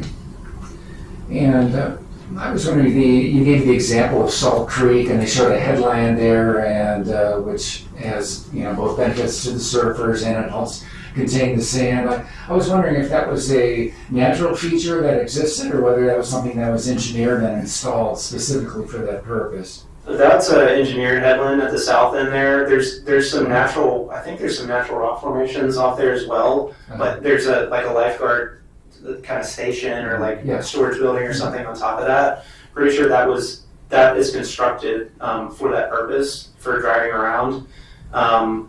So that's similar to what we'd be doing. It's not really a natural feature, but it holds pretty well. That one would have be a little different in that there's more rocks that are dispersed offshore. This one would be more contained closer to the shoreline and not have those rocks that are scattered off, which that too offers some type of sand retention and slowing of the currents, but this would be like a little bit smaller scale than that, and just to kind of encapsulate that sand within that one reach. Yeah, okay. Very good. And then another suggestion that's been brought up a few times, and I know that Council Member Knobloch is very interested in this. He suggested using sand closer to the shore than what we have been using. They've been very, discrete areas, 20 miles or more, using offshore sand, pumping it up to the shore face, essentially. Has that been done before? And if so, what are the constraints and what are the benefits and problems with that approach? So you're saying to use sand just like closer to San Clemente? Yes, say go offshore by, I don't know how far out you would have to go to get sand. I know the concern would be if you mine it too much, you would change the overall gradient and you could even maybe start, getting the sand migrating back offshore. But is that a technical approach that has been considered or used in other areas? Well, for San Clemente in particular, there's not really an identified source. There's different projects that various entities like the Army Corps have done to go and try to find sources of sand. So there's been these identified sources like the one off Oceanside, there's one off Del Mar, up at Surfside Sunset. We know there's sand there, and it takes it's not just any sand, it has to be the right grain size, the right color, the right quantity, not impacting maybe another resource when they're doing it. You gotta get the permitting. So there's currently an effort right now to look for sand in the planning phase for South Orange County to find something closer. That's something that we've, in general, this project for bringing beaches back to San Clemente has kept in mind and is investigating and evaluating. So it sounds like if that approach were to be considered, then the first step would be to do a formal assessment of the depth and the grain size distribution of the sand. And if so, how far offshore would you need to be? I just wanted to jump in. You gave me a great opportunity to announce, if you haven't already heard, that the city last week was awarded $1.5 million grant from the Coastal Commission to complete the LCP, but also to conduct a sand investigation for the offshore. So we will be looking offshore at the city. We will be trying to determine how much sand is there, how thick is it, what grain size is it, all the tests that we would normally run to determine if it's a viable source of sand that could be brought back to the shore. Okay, that's great news. Yeah. Thank you. I'm done with my comments. I have a number of other ones, but I'm just going to submit them in writing sometimes so I'm not dominating the meeting time. Thank you. Thank you for your presentation. You've done a lot of work, and there are a lot of nuances that have been brought up by the team here, by the commission. My only 2 cents worth are that, based on the input which you've gotten, which is 100 letters, I think that's a very, very small representation of the people who would be interested in and affected by and have a voice in these projects as they come to fruition. This is 68,000 people, and I think you're required to serve if you own a home here, so everyone is going to be impacted on this. So my first comment is to make sure that this information is really widely publicized and made available, more than just on a website. Someone needs to search it, someone needs to push this out. I think you need to get a lot more comment and input from everyone as this progresses through between now and when the draft is published. Yes, thank you. That's an excellent point. When I mentioned 100 comment letters, that was just in our first design round. We received a similar, if not greater, number of comment letters in the second round. And then we've also been meeting with the various nonprofit groups that are also aiming to protect and widen our beaches. So we've tried to do a lot of outreach, but we're certainly open to meeting with anybody. We can give individual presentations. We want everybody's input. Yeah, not to minimize what you've done. I'm sure you've done a great job. So just that when you talk about keeping the beach wide, that's terrific. And I know how difficult it's been for some of the committees that want to bring sand in to generate any kind of public enthusiasm. But when you start talking about, as you said, turning things into a surf spot, you're going to get a lot of really, really interested people really quickly who want a voice in that. Because from what I've seen from Cardiff and Salt Creek, and certainly the Santa Monica Breakwater, there are no surf spots that have been created. I don't know of any around the world that have been created by putting breakers offshore. And I think you're going to get a tremendous amount of pushback from people who are saying, this is not really a proven concept. With the exception of Salt Creek, and I think that is a natural headland. You've improved it by putting some riprap out there, but you haven't changed that. If you look at the contour of that coast, it's a headland. It's a distinct bend in the coast. So these are not proven concepts, and I think you're a long ways away from getting the public to buy into that. my 2 cents worth. Appreciate the comments, thank you. Thank you. Looking at the Capistrano Shores living breakwater and the sand speed bumps, and I'm really looking at the submerged vegetated habitat breakwater. What purpose other than some natural beauty are you planning with item number 3, the vegetated habitat breakwater? Are you using the habitat or as a marine life type of beautification, or are you using it to keep the whole thing together? It serves multiple purposes. So whenever you kind of the bottom out there, that from what we know now, and this is, we're going to do more investigations. This is again high level. If it's a sandy bottom, it's relatively low quality habitat, and there's a lot of that everywhere. You start putting reef structures in place, like think about T Street Reef. It becomes vegetated with kelp, seagrass, becomes home to fish, lobsters, all kind of intertidal organisms and subtidal organisms. So really by putting a hard structure down in a place where there's not one and you're not impacting something else, that automatically is going to create a higher quality habitat. Because things just grow, in the water, things just grow if it's a hard surface. Anyone who may have a boat might know that. But it's just things are going to grow on top of that, and it's going to make it naturally that way. But what we propose is also to potentially do something like make it, there's certain materials you can use that promote growth, and you can have higher complexity like surfaces. So while the core is that 4 to 6 ton armor stone of the entire structure, on the outside where the things grow on, it would be higher complexity for more things like holes and crevices for things to burrow in and live in, and different seagrass and kelp to grow on. There's products out there available right now that you could utilize for that purpose, just to enhance the habitat potential. So does that answer your question? Yes, somewhat. Have you done any comparisons with the people who put in Wheeler and Reef, both of them? Have they had any problems with growing kelp and managing the kelp growth? On that one, I can't answer that, Leslie. I don't know if do you have any input on that? Well, we know from the start of the Wheeler Reef project that they did not meet their performance targets, their mitigation performance targets, so that's why they had to build phase 2 and then ultimately phase 3. So there has been a learning curve on reef building. Those are also very low relief reefs, and they're pretty far offshore and in deep enough water, and I think what we're proposing is much more in the near shore, where there's a lot more species variation and habitat potential for kelp and surf grass and algae and all of the species that vegetate on the rocks. Watch out for the sea urchins.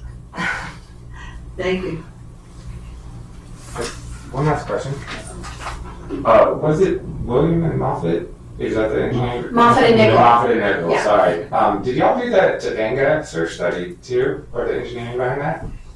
Because they did a surf map, going back to Rick's question or comment about getting other voices, right? They did a surf impact analysis that was tied to that. Would that be in the cards or something? Absolutely. And Chair and committee members, we participated in the Topanga project as the engineer. We didn't conduct the actual surf impact or quality study. It was done by a different firm named Integral from Santa Cruz. But we participated in that as well. So we were partners in it. And the Topanga group had a very vocal small group, stakeholder group called Friends of Topanga Point. And the Friends basically came out and said, let's get transparent about all this and let's talk. And so there was a desire to get more information, provide more input, have a dialogue. And so any sort of surfing change, creation of a spot or a modification of some spot would probably trigger the exact or even more type of analysis and process. Okay. I can't imagine anything less would happen in San Clemente. So it's a good example of a real recent ongoing thing that's not even completed yet. It's still in process. Yeah, and I think your study now kind of has targeted the least impactful areas in terms of surf spots here in the city. So Yeah. you guys were listening to that. Do we have any other questions? If not, thank you very much for an outstanding presentation. We have another, 6-7 weeks left for the public comment period, so I encourage everybody to make their voices heard and make a comment. Anything else? Through September 6th, September please, 6th. for comments. Yes. Chair, may I speak for a second? Leslie, I'd like to add that those comments that came in were by the almost 100 or more than 100 to speak on the podium to give opinions and ideas for what was going to happen to our beaches. So, and you had so many of those, and even with us before, so I'd probably say another 500 more voices were heard. That's a very good point, thank you. Yes, and all the comments that have been submitted to date have been compiled and published, and they're also on the city website on the project webpage. Great, thank you, great job. Okay, now we're going to have an opportunity for oral communications comments from the audience that have submitted their speaker cards. If you wish to speak, please approach the podium. Please try and limit your presentations to 3 minutes. And I believe we have, let's see here, George Gregory, Chris Butler, Joe Wilson. Those are out of order. I think some of them. Flipping upside down. Yeah, I think that's what it was. Because I was probably last to hand one in. Lewis McNichols, and then of course Amanda, we have 1, 2, 3, 4 from you. So yeah, I didn't keep them in any particular order. Feel free to speak in the order that you wish. Okay, great, thanks, sorry. Yeah, I submitted a couple comment cards because of the North Beach. Yeah, the questions, my name is Amanda Kitchini, I'm a resident of St. Clemente of over 50 years. Grew up at North Beach, lived there for over half my life. The questions of the Coastal Advisory Committee were really great. And I say that because some of the questions that were asked by the committee members, I asked at the Nature-Based Coastal Resiliency meeting twice already. At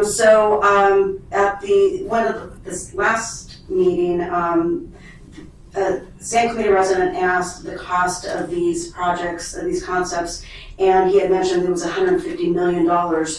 So it's nice that they're being more specific now to what each concept is, the cost. But she's not here today, but I have this message in my head that says walls kills beaches. And these projects at North Beach and at State Beach is just another wall, but it's in the ocean. So I'm in strong opposition to the emergent breakwaters at North Beach and State Beach. I've stated this before with the previous meeting in comparison. If you could put the slide of North Beach, it would be really great to see, because I've stated this in the past, that if you look at the Ole Hansen Beach Club, which is 1.52 acres in size, the breakwaters are massive. So this is an abomination on our beach. I think what Justin said was like 2,000 feet long. Well, 1 acre is basically 208.7 feet. And the square root of that would be what, 40,000, 1 acre is 43,560 square feet. So if you look at the size of that in comparison to Ole Hansen Beach Club, you can see the pool. That is 1.52 acres, the pool, the grounds. So that is massive. So I'm really in strong opposition to that. I know that the emergent breakwaters from Cypress Shores were eliminated, but and then the other one moved up to State Beach. I asked at the last meeting to Leslia, what was the cross section, what were the dimensions of this design, of these concepts of these designs, and she had mentioned to me that they wouldn't know what the designs were until the design phase. But with the questions from the community members, Justin, I think, mentioned 50 feet wide. Well, that is 6 parked cars in length, bumper to bumper. So that's pretty wide. So I'm really concerned about this, and last Friday I met with at least 7 surfers from North Beach who grew up North Beach, and they had no idea of this, so we need to post that at North Beach and at State Beach so people know to get the word out. Thank you. Good idea.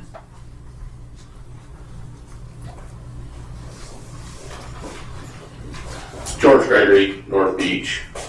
Consultants and Studies was a pretty funny thing several years ago. We had so many going on, we're spending a lot of money on them. And the problem with those is you kind of get jaded.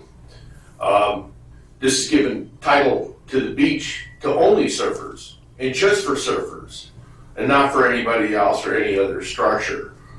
For very little surf equity that will come back over time, we can have surfable edges on a harbor. When it selts in, we'll have surf. When you have a harbor, you have health and safety because you have lifeguard boats, etc. You have a place to park your own dredging machine. You have stand-up paddlers, you have youth sailors, you have fishermen, you have aquaculture, you have income, you have synergy, you don't need a new tax. And the thing is, to put in break walls and little knees or sand bumps or whatever you call them and stuff, you put those things together intelligently, you have an automatic harbor. There are funds out there for this. And it shows fiscal responsibility to at least have a discussion about a harbor, because nobody's talked about that. The only thing they've talked about is taxes. I don't like taxes. I see them misappropriated all the time. Our latest fiasco was the parking fund. Everybody remember the parking fund? What a fun that was. So anyways, the thing is what it can do for health and safety, income, parks and recreation, kids, everybody, fishermen, stand-up paddleboarders, everybody. A harbor is a great idea. And at North Beach is a place where there is parking for such a thing. And really it is the beginning of our surf beaches.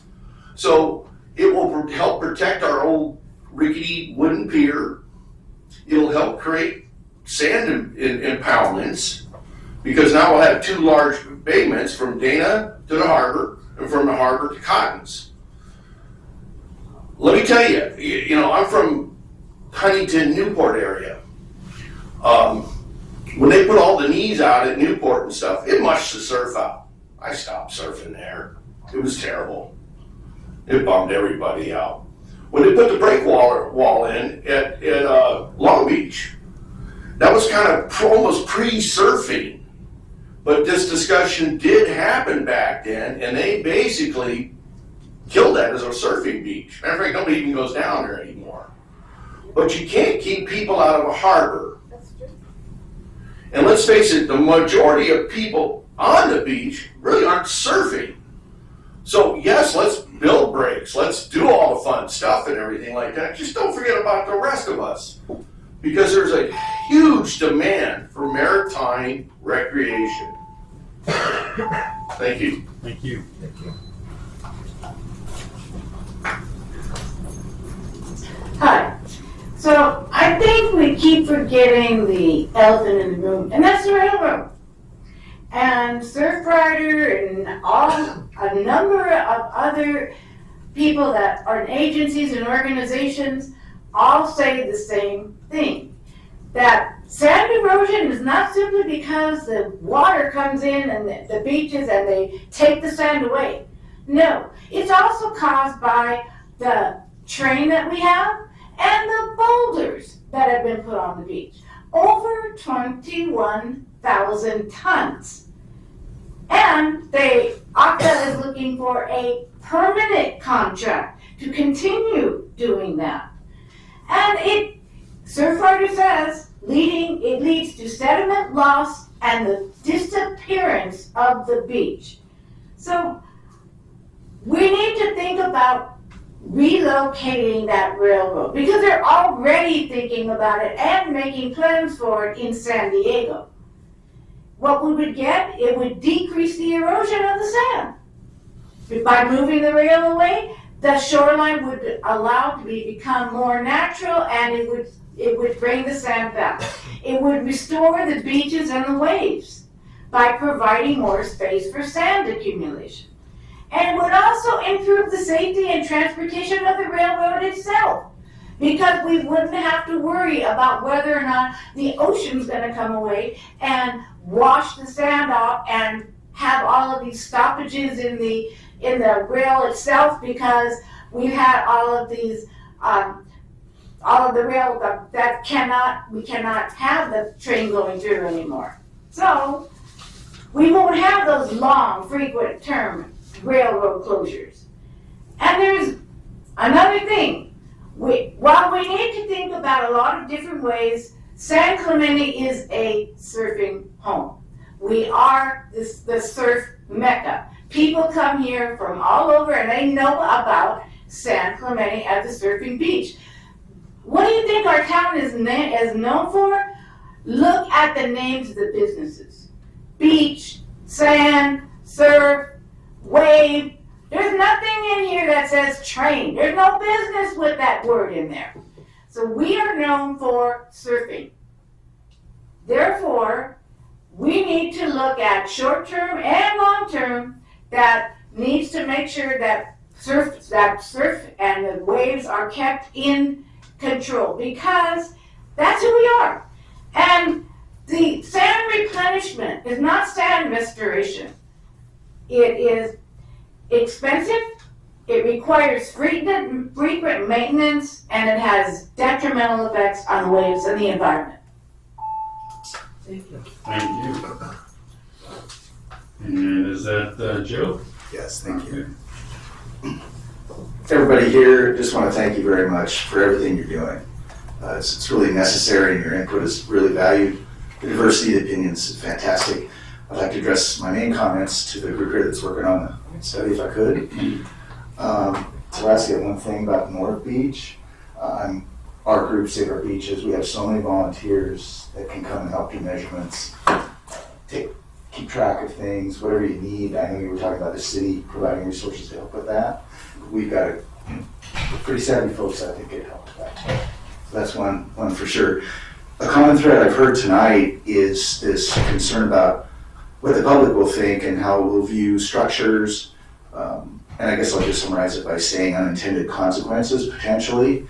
And I've spoken with Moffatt and Nichol, and we've talked about that. And how can you prepare for that? One of the key things I'd like to leave the group with is, if I understood correctly from Moffatt and Nichol in an earlier discussion, when you put in structures such as some of the reefs that we're talking about here, submerged breakwaters, reefs, and so forth, I think the public would be more amenable and not react so viscerally to these emergent and subemergent structures if it's clear that it's mitigatable, and that if a structure goes in and it has unintended consequences, either we're negative on the surf or positive, whatever, sand flow, sand accumulation, sand drift, north and south, and so forth.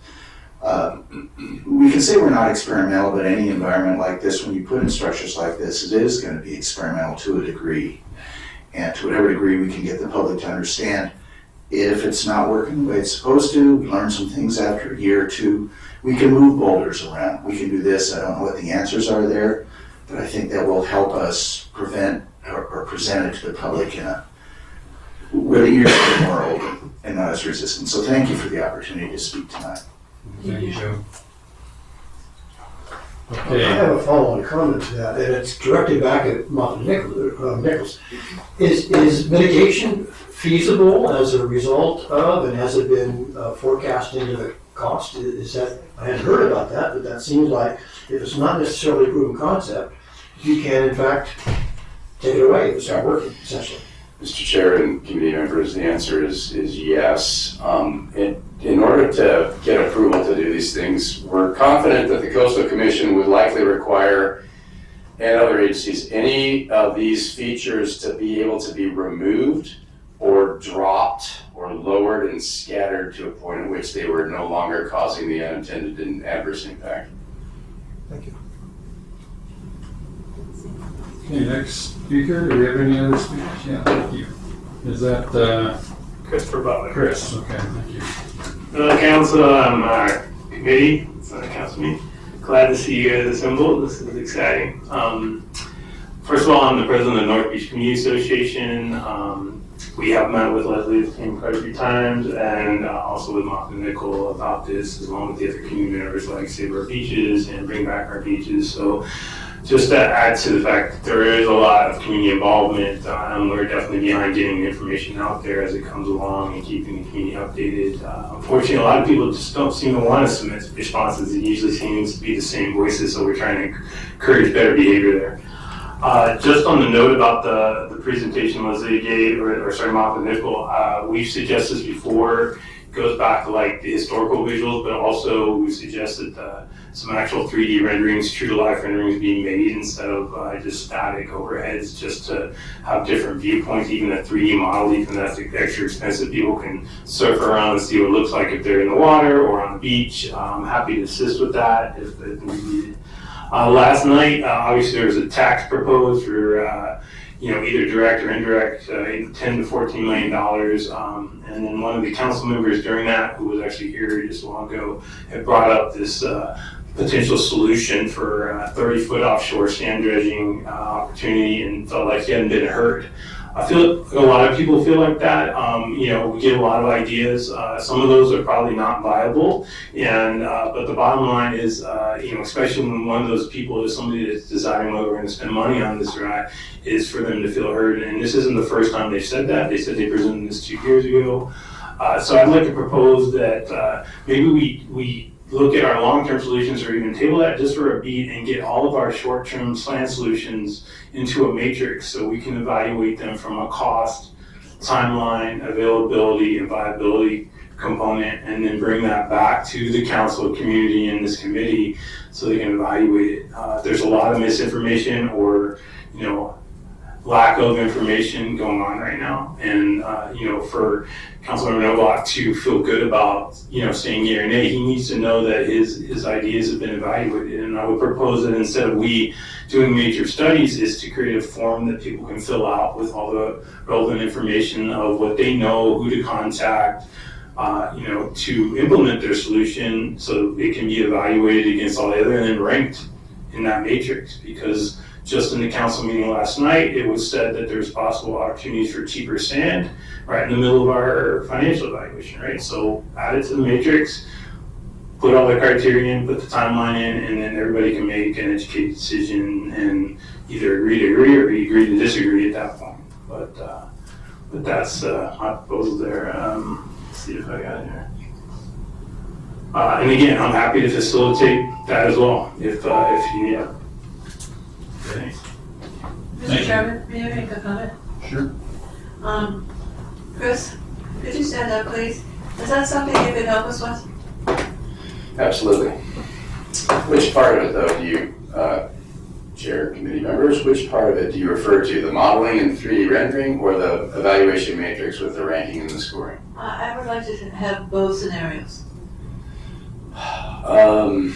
The ranking and the scoring and the evaluation is going to be in the feasibility study, so we'll list everything that was considered and help show the logic why these things fell out of that long list, because we started with a huge list of suggested ideas and it boiled down to fewer now. So that's in there, that's a given. The 3D rendering and modeling is a different story. What we can do is improve the quality of our graphics to the best of our ability to make them, change the color patterns and show what's submerged versus emergent, things like that. But a more sophisticated three-dimensional rendering is truly beyond the scope of our contracted work and beyond the budget. Now, we're capable of doing it, but if there's assistance offered by Mr. Butler, we're more than willing to take it. That would be terrific. Thank you very much. Okay. Is there another aspect of that you have a question on? And my colleagues want to add on? No, I think it was a good comment about the graphics, being able to visually see what would actually be the resulting structure. I think was a little not ideally presented for us to kind of understand. So if that could be done. In a perfect world, I like the idea of being able to see a 3D thing where you could just kind of fly over and just kind of move your cursor around and kind of see what it would look like from different angles at different times. But I understand that you've got a specified scope, but that might be something we look into or recommend to staff in the future. Any of my colleagues have a comment about the matrix idea? I think it sounds like a great idea. Yeah, I think the matrix is a good idea. In response to that graphic showing the submerged breakwater, if you could put contours on there showing the amount exposed at high tide and low tide, that would really help us to visualize it. And then maybe you could even shade the submerged portion, a little bit bluer so that you get more, because it just looks like a huge nuclear bunker right now, and I think that's scaring a lot of people off. But I understand that you need a slope on the outer edges to make it stable underwater, and that's taking up a lot of large footprint. And notice also a lot of the examples that you showed in the pictures in terms of what's shown on the graphic, in terms of what you show, for example, in that, is this Australia? This Australia looks very different between what the graphic shows and versus what the reality looks like. So there's a little bit more of a disconnect there. I think you understand what we're saying. Clearly. Thank you. My comment here is perhaps, Chris, you could get together with this gentleman here from North Beach and see what you could put together and bring it back to us. We'd be happy to do that. Okay, thank you very much.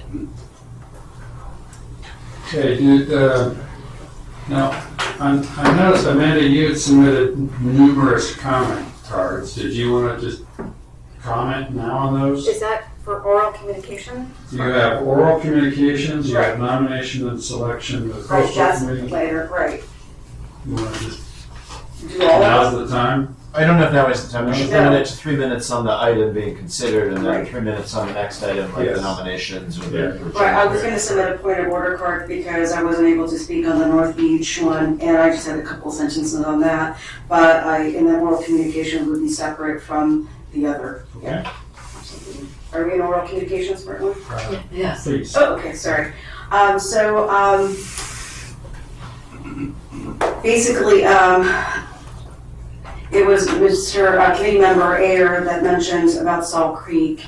And I remember that we had sand dunes. There were sand dunes at Salt Creek many years ago, like in the early 70s, and they totally disappeared. So even in those development areas, that was something that people like to go and do that, and unfortunately they were eliminated. Going back, I wanted to discuss the at the North Beach sand nourishment project that's coming up. I'm really supportive of that. I'm happy to hear that this is happening. And a couple months ago, I mentioned about the Grunions, and I'm glad to hear that hopefully they'll be returning, because I remember looking at the Grunions at North Beach as a child, so that's great. Now, going to the Clean Ocean Program fee, I had spoken to city staff regarding this, and from what my understanding is that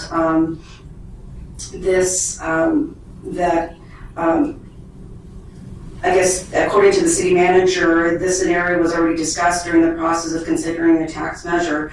Given the current state of affairs, this is a good suggestion of having a Clean Ocean Program free, also adding a sand nourishment element to that as a fee.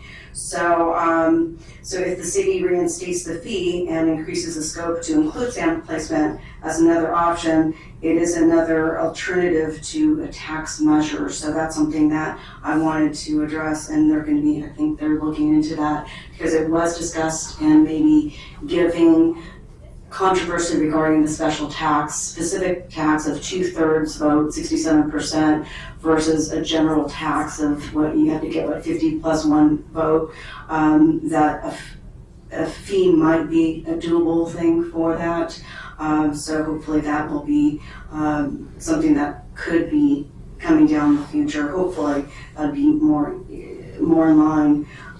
Rather than, I think someone had mentioned that it would probably be like $60 per year per household, so versus the 1% tax or 3/4 of the tax percentage, so that would be a little bit better. So I just wanted to address that, because something that it was a thought, and it's been thought about before, and I raised the issue last night with the city staff member and emailed the city manager. But thank you so much. I really appreciate all your work, and for the new members, congratulations, and I'm glad you're here. Thank you so much. Okay, well, did you go to the next oral communication card, or? If you have someone else that requested general communication, oral communications for something not on the agenda, so if you have more of those, you should call them. Let's see. It's right here, number 3, oral communication. Well, it's either agendized or does not appear on the agenda. Let's see. Well, it's right here, it's on page 1, number 3, oral communication. Yeah, so Amanda, you had, let's see, it looks like you did an oral communication, and you have another one that was for 2B, which was the nature-based coastal resiliency precinct. That was already done. Okay, that was already done, okay, and then you have this one for the 5A, the nomination and selection of coastal advisory committee. Correct. You want to? Are we up there? No, we should wait for that item. Okay, okay. So you may be calling that item now if we're finished with oral All right, communication. okay, all right. Well, then I believe we're done with oral communications, and we can go on to unfinished business. Sir, can I offer a question? Can we take a 5-minute file break? If possible? I know I won't slow down the process, but Is that what, can we do that? are we allowed to do that? You can do that. Okay. All right, we will reconvene in 5 minutes. Break. Restrooms were, I believe, were right out the door. Right out to the left. We're pretty much there. We're working right now. I guess there's an element Take advantage of it. Okay, 5 minutes. Resume our meeting here. So, okay, so I think the next agenda. I think the next agenda item is item 4, unfinished business, consideration of subcommittee appointments. We had 2 vacancies. Aaron Washington did not reapply. We've had 2 vacancies, and we've had them filled. And we have developed in prior meetings 3 subcommittees, one which is essentially built around our work plan, our mission statement to council put together to focus on sand acquisition, sand retention, and water quality. We have 2 vacancies right now. Sand acquisition subcommittee is made up of John Powell, Matt Schmidt, and a vacancy. Sand retention is full, John Pelegowski, myself, and Matt Schmidt. And then the water quality subcommittee has a vacancy. It's Susan Ambrose, John, and a vacancy. So, Are we in fact limited to 3 people per subcommittee? Is that how it works, or not? yes, each subcommittee cannot be a quorum. Okay. Yeah, so at this point in time, we have, I guess if there's anybody that would like to be, I'm kind of looking at Deke and Richard about whether they would like to participate either on the sand acquisition subcommittee or the water quality subcommittee.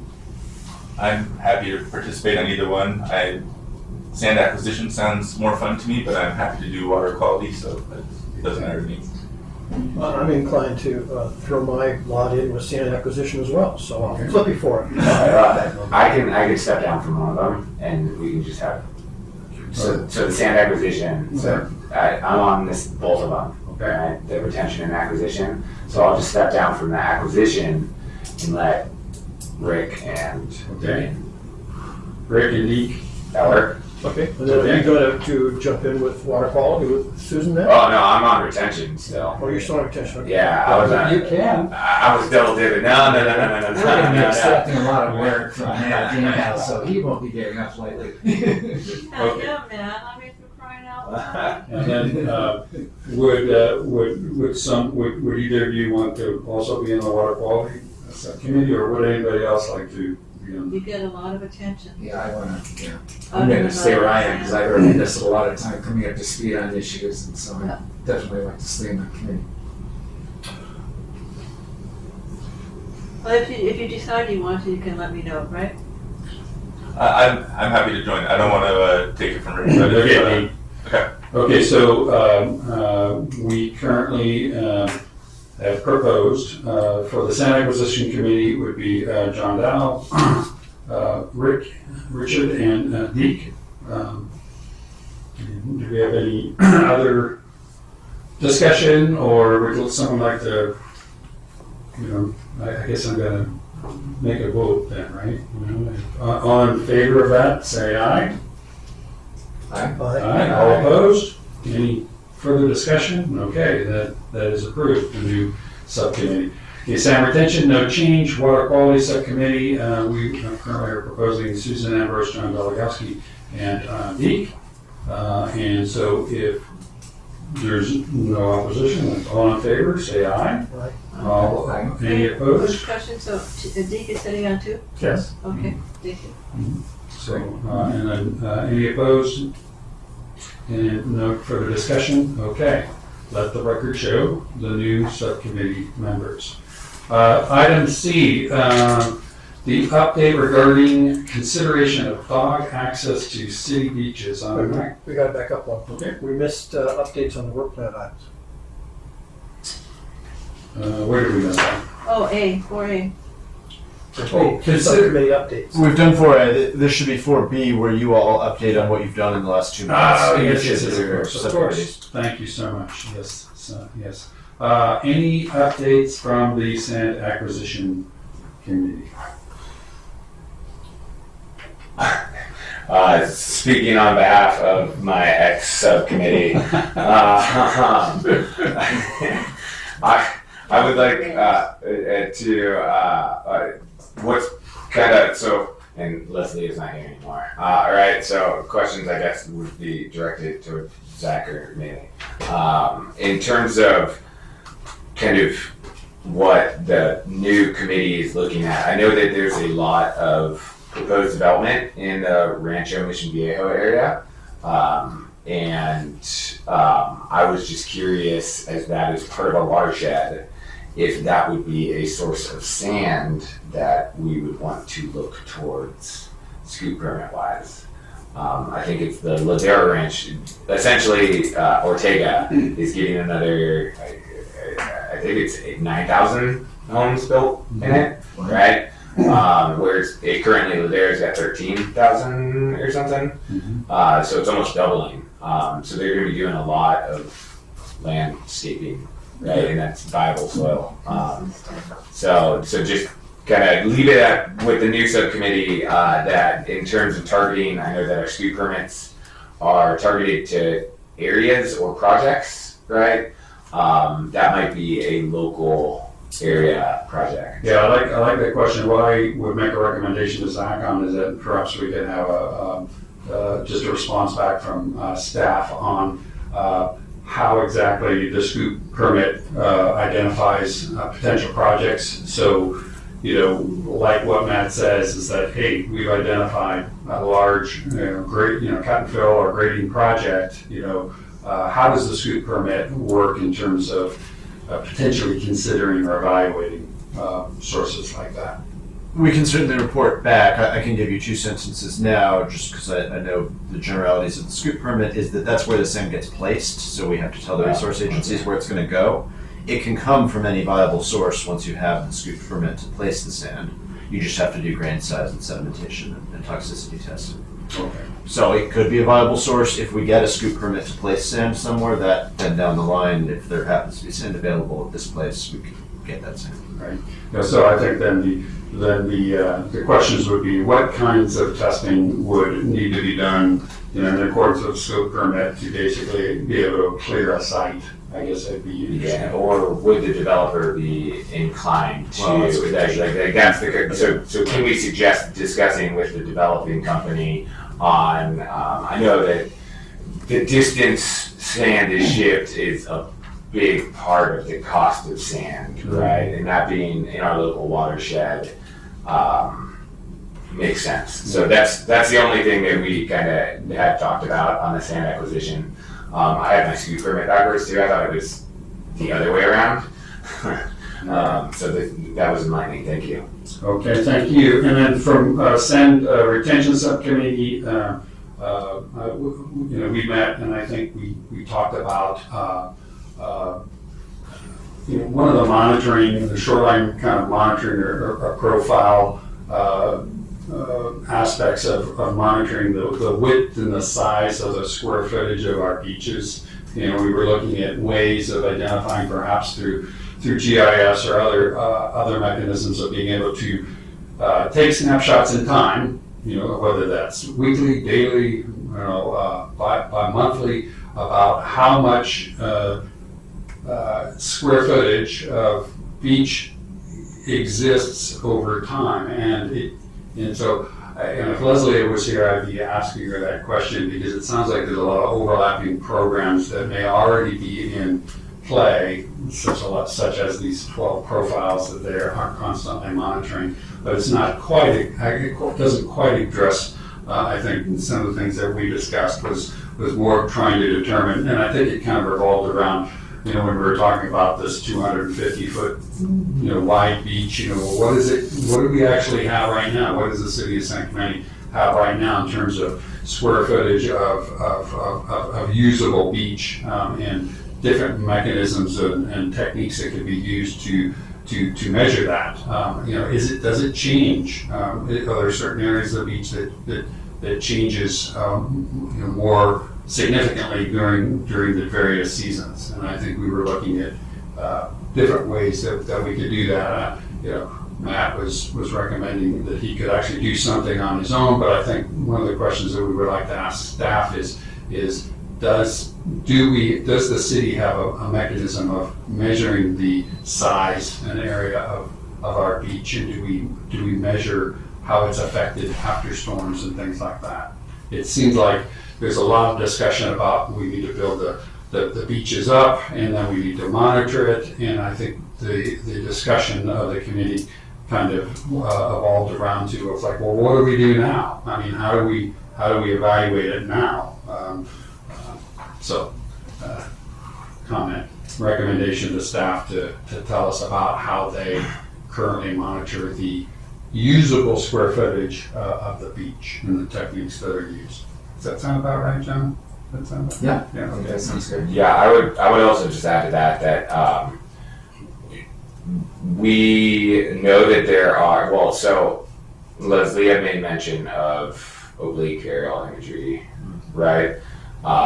I personally know that there are, and it could be classified information, but we have historical imagery of the coastline, right? I think that for educational purposes, it would be in our best interest as a committee to suggest that the city collects these as large of a timeline of aerial imagery of our stretch of beach as possible, to provide time lapses or just educational exhibits, and let the community do what they want with it. We heard from North Beach that they were more than willing to model 3D applications, right? Like if we can help provide the community with imagery and with data, then they will run with it. I think so. I think. I don't know what the ask is in terms of that, but if we can, I know that there's private companies that provide this type of aerial imagery, but I also know USGS and NOAA have a ton of that stuff. So collecting it would be a recommendation. I can respond just briefly. Staff do work with USGS, and we have reached out to them for LiDAR data in the last week or so as we work on the local coastal program.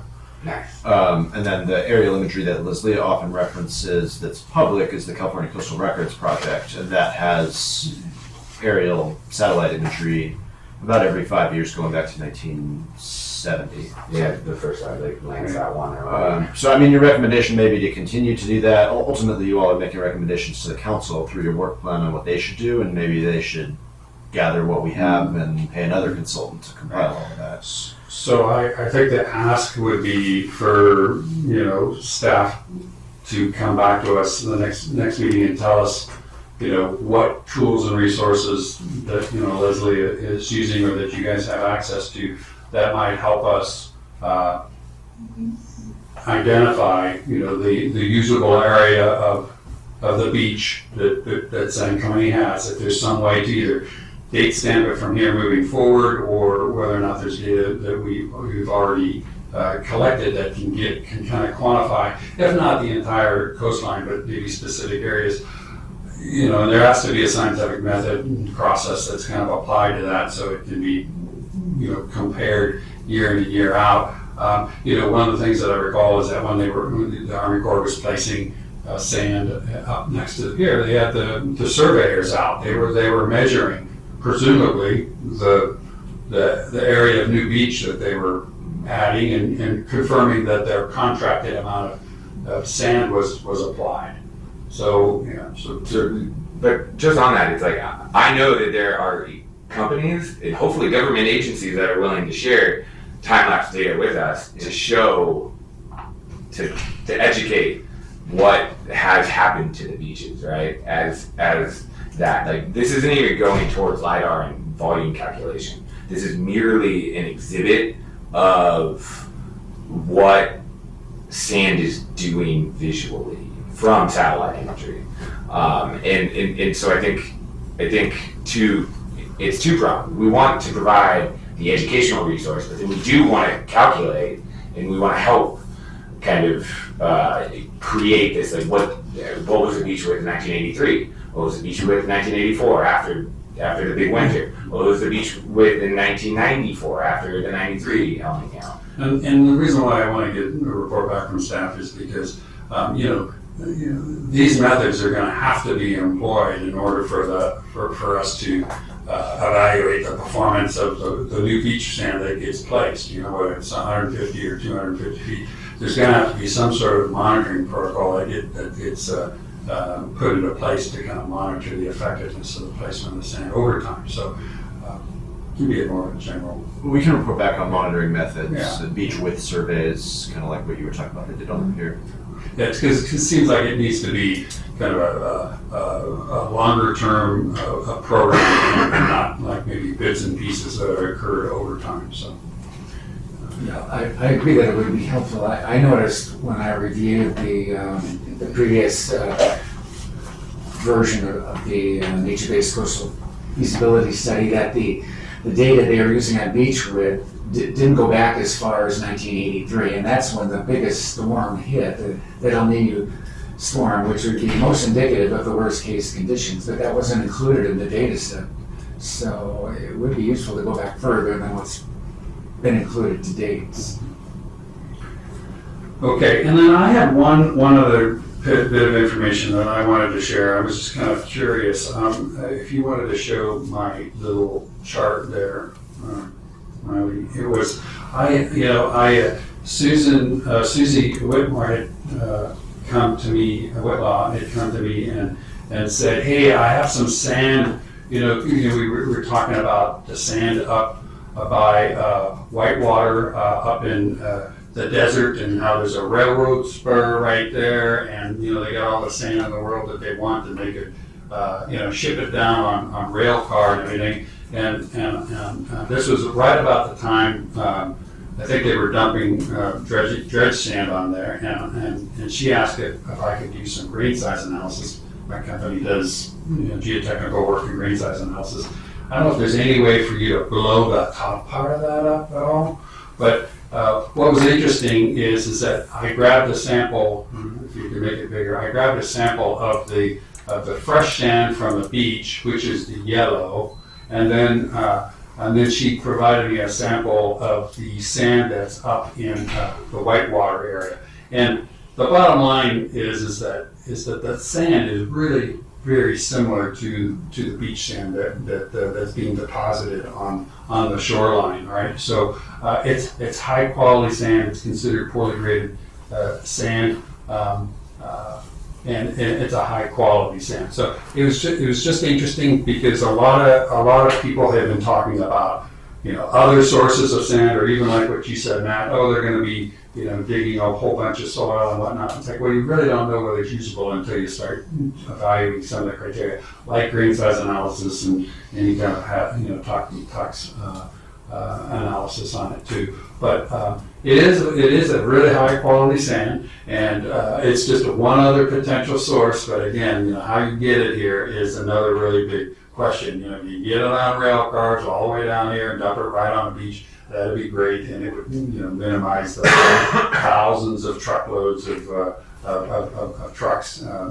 coming through our city streets and whatnot. So just wanted to share that there's a little bit more than just talk about, there's lots of sand up there. It actually is pretty darn good sand. So that's all I wanted to share. What did you say the source was? It was the sand up near Whitewater Canyon at the entrance of Coachella Valley up there. All that sand that gets washed right down into the valley out there off of Whitewater Canyon. So I'll find out. I just grabbed the samples and dropped them off to the lab, and they sent this back to me, and I just thought it was really interesting to share. But I'll find a little bit more information about the locations and the sources and things like that. But is that the Upper Shannon River? well, no, that's way up in past Cabazon and Banning and whatnot. Whitewater. Yeah, but where does it outflow to the ocean? Well, that dumps into the groundwater basin up in Salton Sea. Well, it doesn't get to the Salton Sea, but it Okay. dumps into the groundwater. Okay, basin. so it doesn't go, because isn't that corridor between San Juancito and San Gregorio or whatever that's the the Banning Pass. yeah, and that's not the LA Long Beach River, right? It is not. No. No, 'cause But the discussion was that we were talking about sand, up in Prado Dam, off of a rail spur, and alternatives to trucking, things that are close to rail lines. But anyway, just wanted to share that as a part of my subcommittee. But, okay, and then water quality subcommittee. Anything you want to touch on? Yes.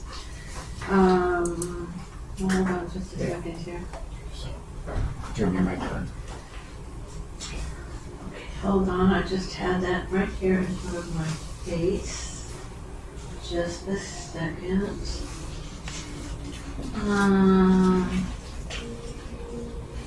I'm sorry to delay you. I have it all organized. Alright. Where's that review? Actually, John, I'm gonna ask you to talk about Pochi while I have this down, please. Yeah, Susan and I met with, thank you. Susan and I met with Dave Rubenstein, the city engineer, and Nikki Beach. Earlier this week, we had done a detailed review of this report that had been released in January 2024, which is essentially an assessment of all of the locations along the Orange County coast where water from storm channels was emptying into the ocean. And we focused our review specifically on what was going on at Pochi Beach. They also had a discussion of the pier, which is San Clemente Pier, which has now received the Clean Bill of Health. So that's good news. And I have to say, the data were, it was fairly complicated and very detailed. The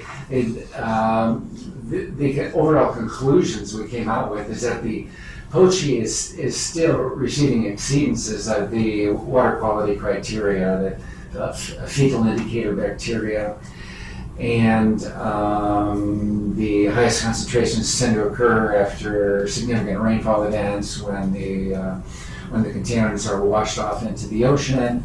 That water is discharged directly to the ocean during the winter. In the summertime, there's a rubber dam which is inflated, and the water is diverted to a treatment plant at Pochi Beach, and which provides filtration and UV disinfection. That treatment plant has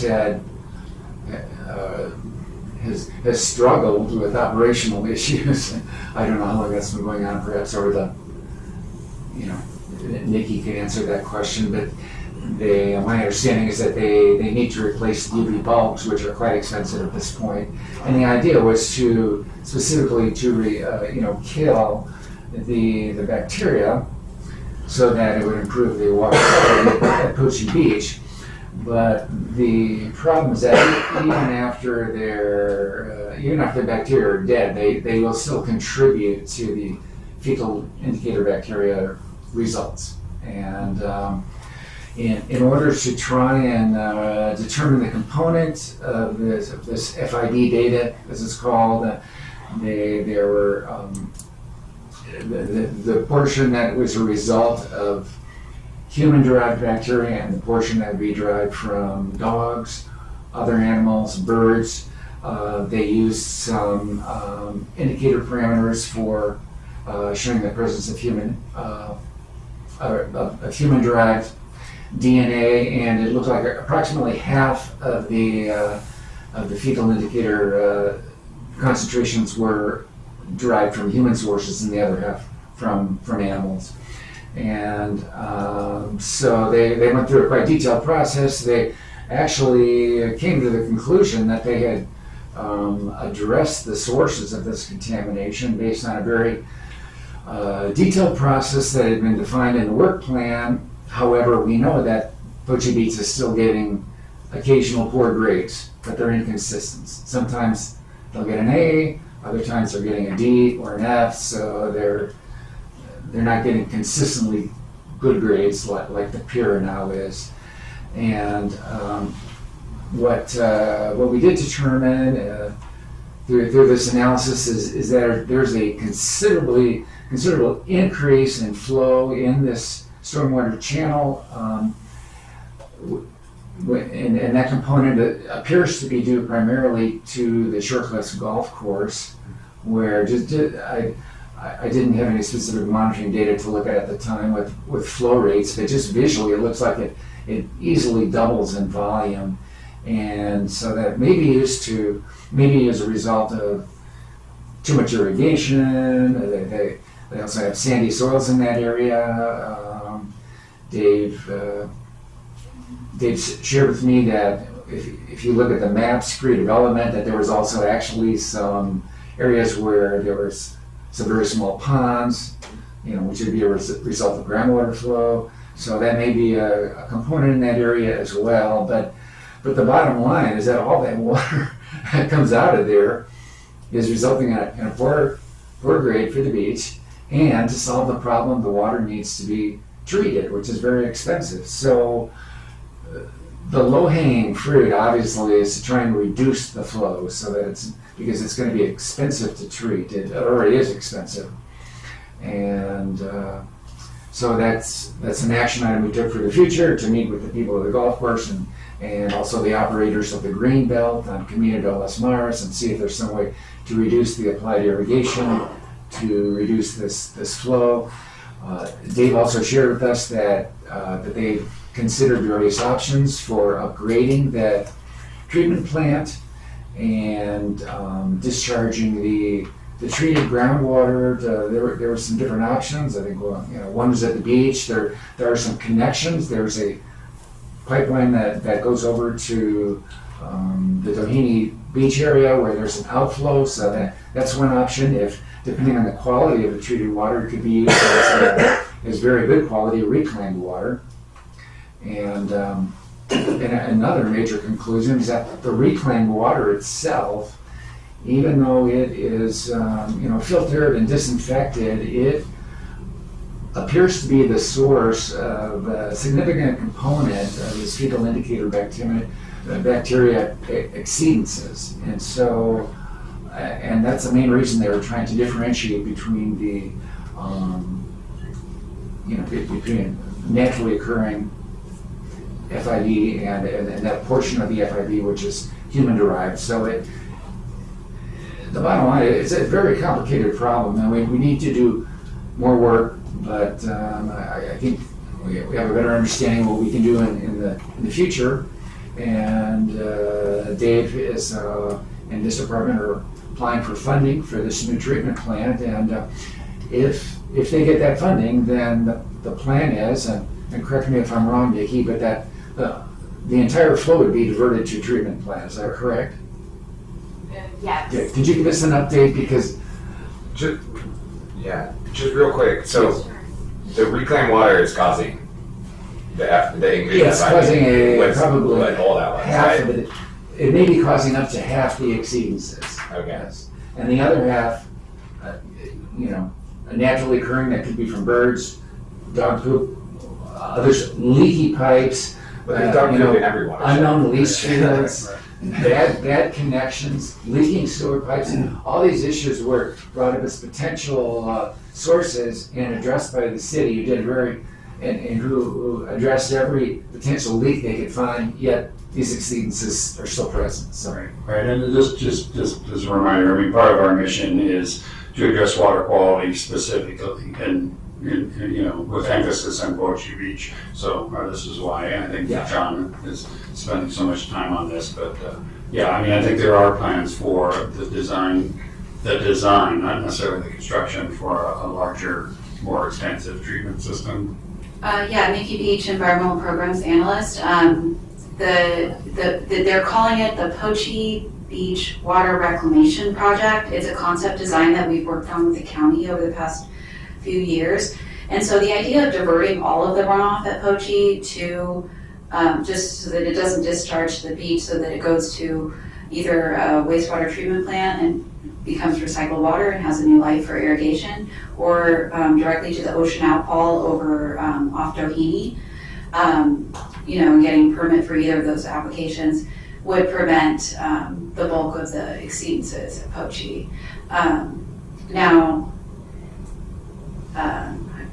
What was the question again? There was just That's helpful. I just didn't know the details of what the direction of the city. Essentially the Poche watershed has a lot of inputs, and some of those are even natural groundwater that can carry naturally occurring sources of bacteria down to the ocean. So it's not like our residents are totally just failing to protect the ocean. There are also natural and built factors at play that are intertwined. But that's why the diversion concept has been popular for several years and something that the city has been chewing on. And so we're applying for grant funding for the project. It would be very expensive to send it to the wastewater treatment plant to actually produce recycled water, because we have to reduce the turbidity of the water.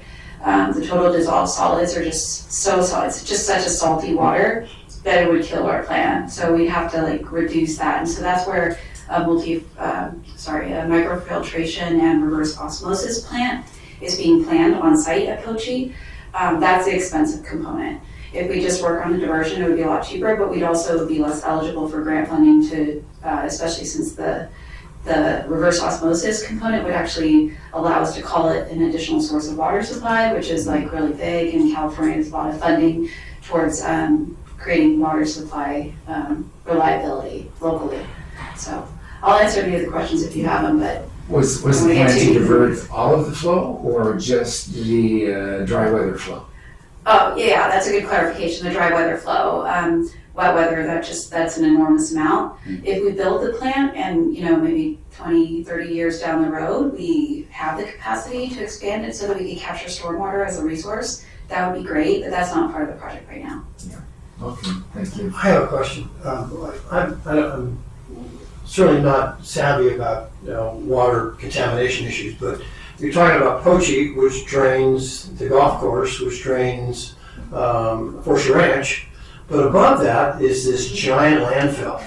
Yeah. That's right. And they're doubling the size of this giant landfill. Yeah. Well, I don't understand why that's not seen as a primary contributor to pollution, because you're funneling all this through, instead of having any kind of ground retention and dispersion through whatever, you're funneling it all down to the ocean. Why is that not recognized as a primary issue? So that's a very good point, because the landfill is the only component of the watershed that's not within the city's San Clemente boundaries. And the landfill is actually regulated by a different not NPDES or water quality permit. It's the industrial general permit. So that actually requires them to sample water before it leaves their site for various constituents. So they have their own sampling program.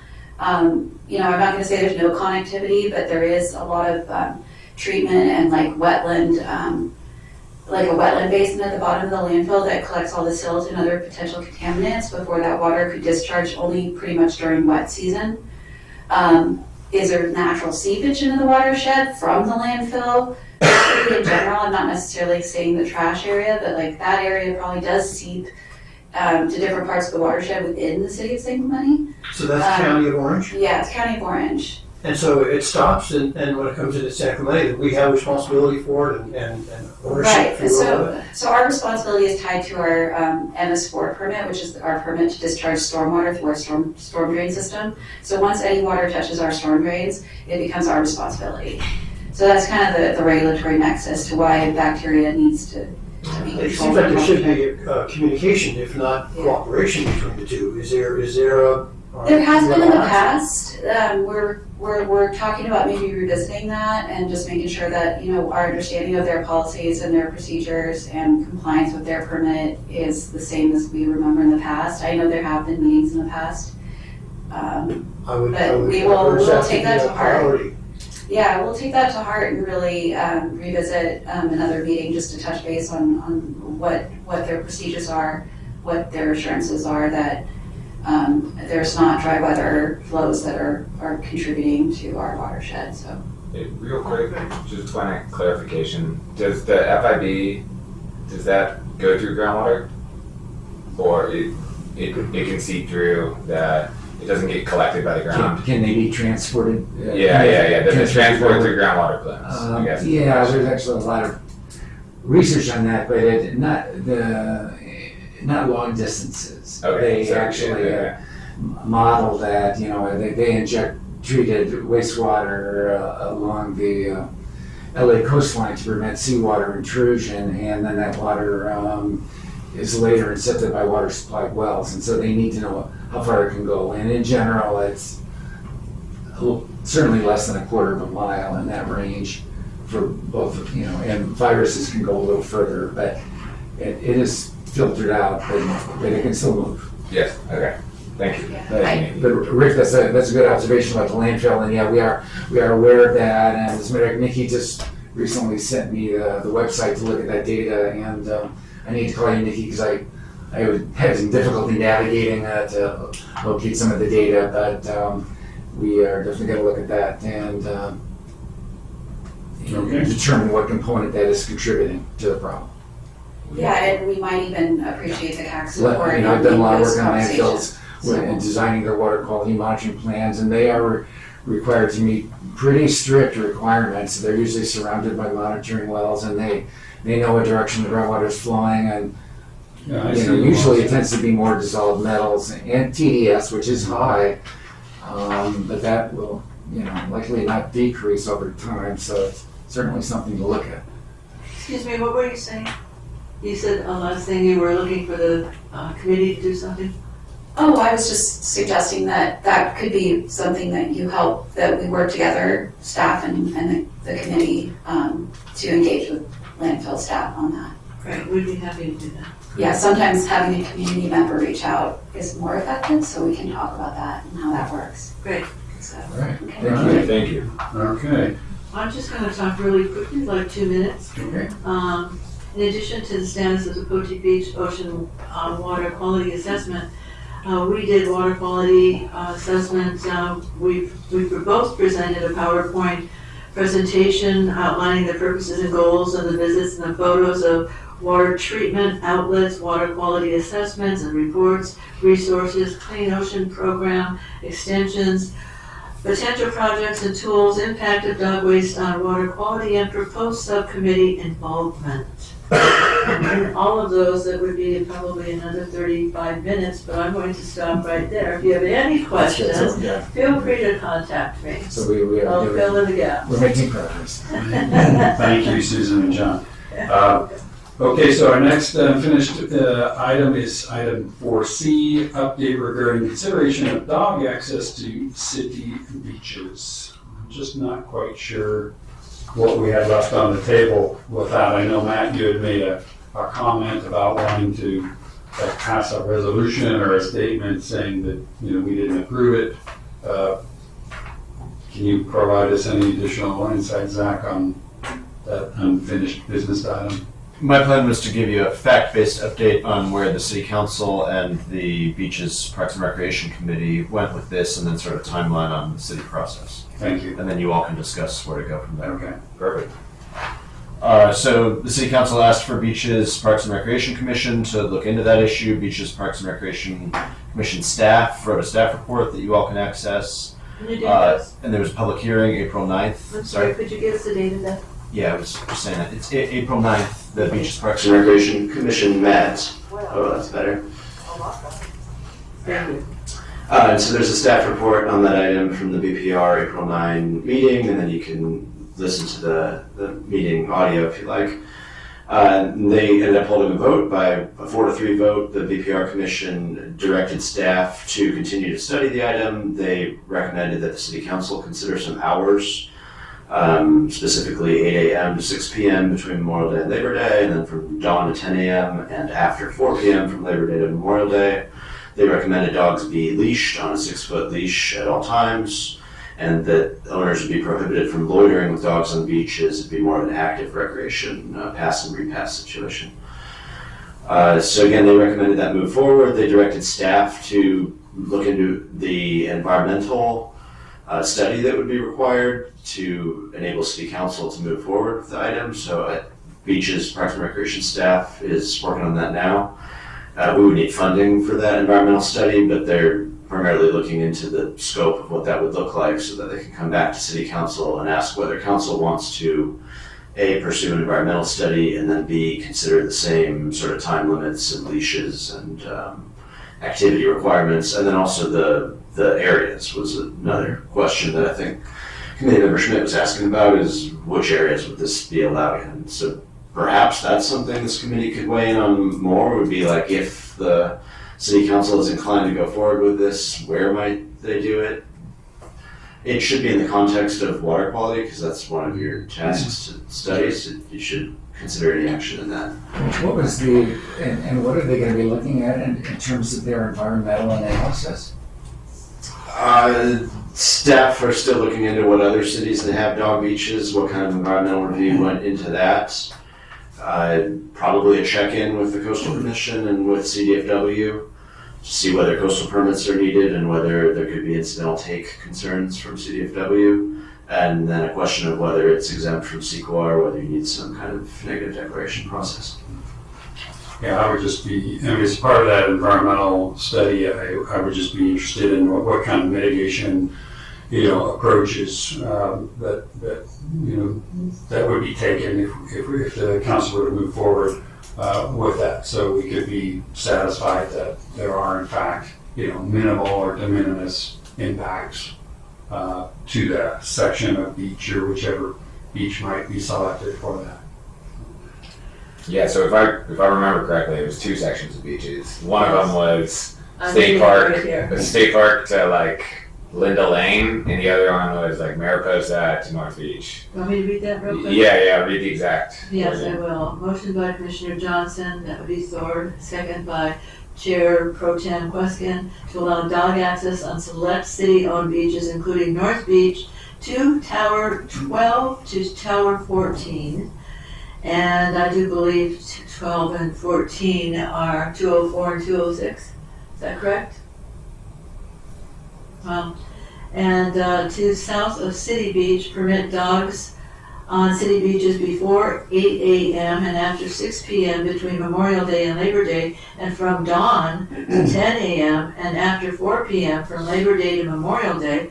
Dogs must be licensed, owners must pick up waste, prohibit loitering with dogs, and establish a 1-year pilot program from the date of adoption municipal code amendment. But somewhere in here also it talks about, oh, here it is, I'm sorry, I skipped this. So Tower 12 to Tower 14 and T Streets to south of City Beach. Now, that's really not a description. From T Street to south of City Beach. I mean, that's a whole swath of beaches in there. Yeah, so I mean, is that, I don't know if that's really within the purview of this committee in terms of, I mean, with respect to water quality. I would say that minimizing dogs on the beach would be the best water quality. Yeah. Essentially, Yes. is what we could recommend. Yes. Okay. So, And especially, giving them permission on holidays really is not a good idea. Can I ask a question? Sure. What is staff looking to us to do on this, and what is our commission's responsibility right now in terms of an action on this item? Because we could talk all day about it. Yeah. This item was initiated by Committee Member Schmidt's questioning during the last meeting, so we rolled it over to this meeting to give this basic information. My suggestion would be for you all to mull it over and work in your subcommittee, specifically the Water Quality Subcommittee, and come up with some more ideas. And then maybe discuss it as a larger group in the context of your larger recommendation to City Council that should be coming in the next few months. Do we need to make a motion to that effect? No. Okay. Cool. And one more thing here, in the response to Matt, I indicated that I did not support having dogs on the beach this year. With the sand problems that we have and all of the motions and commotion that we have going on these beaches, I don't think it's a wise idea to test out a dog pilot program. The city council has, for the past decades, not allowed dogs on the beach. There's signs posted at Poche. The county has posted signs. There's codes and all this stuff. So that was my point of view. Well, And then I believe Mr. Otamia said, why don't we think about it and put it on the agenda and have a brief discussion.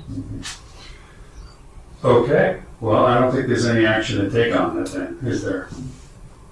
Not at this point. Okay, great. Yeah, I mean, I think it's a sensitive issue. Everybody has an opinion. I want good water quality for the beaches, but I also think that we should be able to identify something for the pet owners of this city to be able to take their dogs out on the beach, kind of like maybe what they do at Lagoon. But it needs to be done with data and facts. Yeah. I would just like to add that this is a pretty complicated issue. I spent a few hours on the internet looking for technical papers on the impacts to water quality in the ocean. There's not much available to show the impacts of the beach water, of the ocean water quality, but there were a number of papers showing the impacts of dogs on the actual sand itself, and then how long that, and they also use the same fecal indicator bacteria parameters to measure impacts, and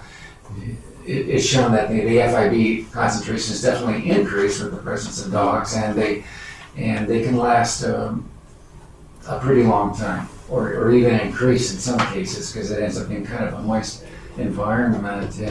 And I would like to, just from my own opinion, that I can certainly understand the desire of people to have dogs on the beach and play with them. It is a fun thing, and it's great exercise for the dogs. But these two locations that have been proposed are two of the most dense areas in terms of recreation on the beach. People laying their towels out and kids digging in the sand, and those are the two exposure pathways that would be of greatest concern. So I would think the city could come up with a location or two which is not as popular as these two beaches, would probably fly a lot better. And I was thinking that maybe even the area south of Poche Beach might actually be a good area. There's an extensive length of beach in between Poche Beach, where they have their beach house, and where the houses that are built right on the ocean, where they begin. And that's an area, there's not many people go there. In other words, it's the Short Cliffs area. Pardon me? It's the Short Cliffs area, down at the beach. Yeah, so can we take this to the subcommittee? We have 1 minute, technically. Yeah. Okay, so good comments, good discussion, good input. New business, nomination selection of Coastal Advisory Committee Chair and Vice Chairs annually at the first meeting after newly appointed committee members assume office in July. The committee is required to select a chair and vice chair among its members. So we're going to do that. So would anybody like to become chair of this committee? Just for clarification, it requires a nomination by someone that's not yourself. So you all can have a discussion about what you're interested in, and then someone should nominate you. Would somebody like to nominate someone for chair? I nominate Susan Ambrose Okay. for the chair position. Does anybody have any other nominations? I will nominate Brian. Okay. Well, let's see, so now what do we do? Is there any other nominations?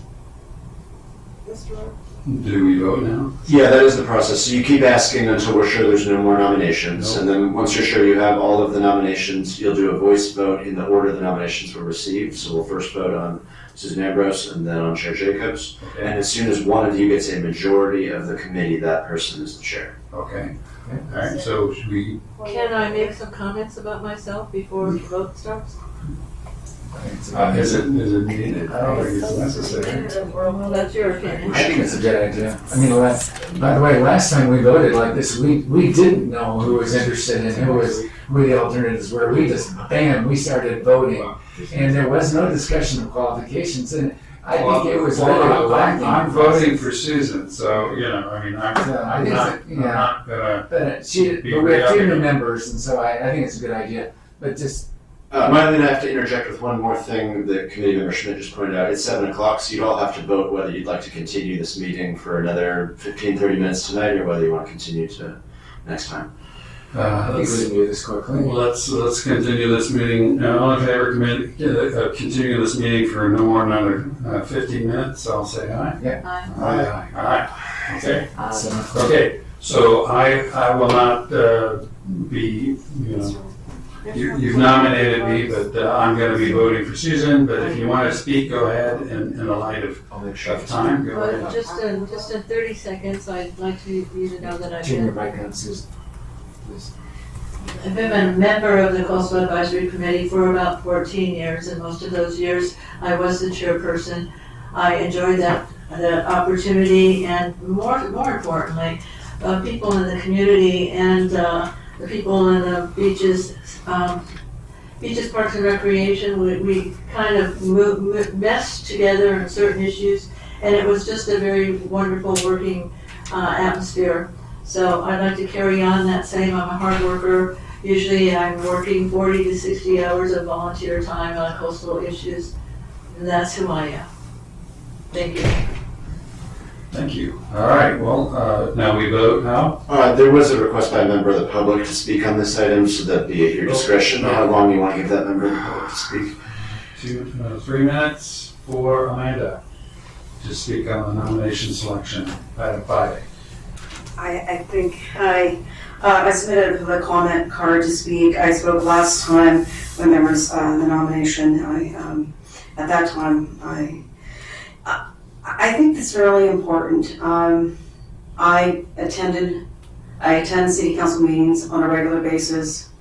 I've attended TCA Board of Directors meetings, OCTA Directors meetings, Beaches, Parks and Recreation Committee meetings, Planning Commission meetings, Design Review Committee meetings, and we have to abide by Rosenberg's Rule of Order and the Brown Act. And I raised certain issues before, and I think sometimes that, like today, my comment for the North Beach was not even brought up. The chair should be aware of that. That is a free speech right to come in and speak.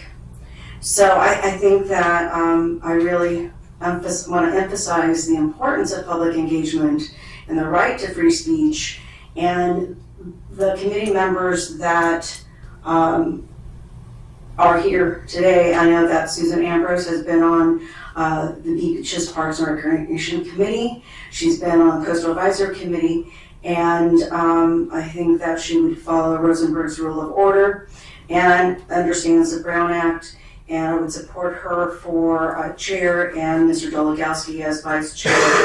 But, unfortunately, I'll be coming to this meeting on a regular basis and be speaking on agenda items, but I just hope that we have point of order cards, and I will send an email to Mr. Hall and the city council members to make sure that each and every one of you know that public engagement is is important. This is a meeting for the public, and that has to be included. So again, I'd like to nominate Committee Ambrose as chair and Mr. Delaski as vice chair. Thank you very much. Thank you. Okay, well, with that, do we vote starting at the end, or what? Vote Yeah, so I'd suggest, Miley, do you mind taking the roll? We'll go one by one on the nominations in the order they were received. And it requires a majority to elect either of the nominations. If the first nomination is elected, then that person is the chair. Sure, so Ambrose first? Yeah. Okay. So we're going for Susan Ambrose for chair. Susan, how do you vote? Yes. I'll vote for Susan. Okay, John?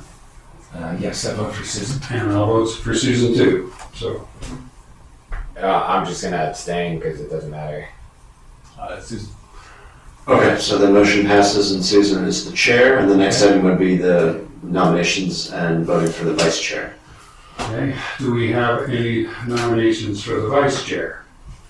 I mean, I'll do it.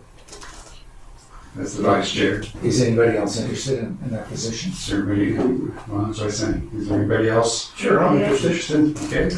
I'll nominate Rick. Rick. Okay. So we have Rick and myself. I'm gonna nominate John. Okay, and we've got John. Okay. So any other nominations? Okay. Let's start with Susan. I vote for John. Okay. We should be voting one by one on the nominees, so you would say yes or no on each nominee. Okay, I'm sorry, who was that? So we would start with Jacobs. Okay. For Jacobs? Okay. Yes or no? I am going to say yes. I'm going to say yes. Yes. Okay. And yes. I'll say yes too. Let's get out of here. Deacon? Yeah, Okay, yes. yes, okay. All right, so Jacobs for vice chair, approved. Okay, so now that she is president, or chair, do I hand her the? Yeah, you're She going. I finishes- was going to say it sounds harsh, but now it seems you should take over here. No. Well, I remember the first meeting. I remember the first. It's a blood sport. Yeah. Blood sport. Okay, so Susan, congratulations, and you can pick up at item 5B. Okay, thank you very much. And thank you, supporters.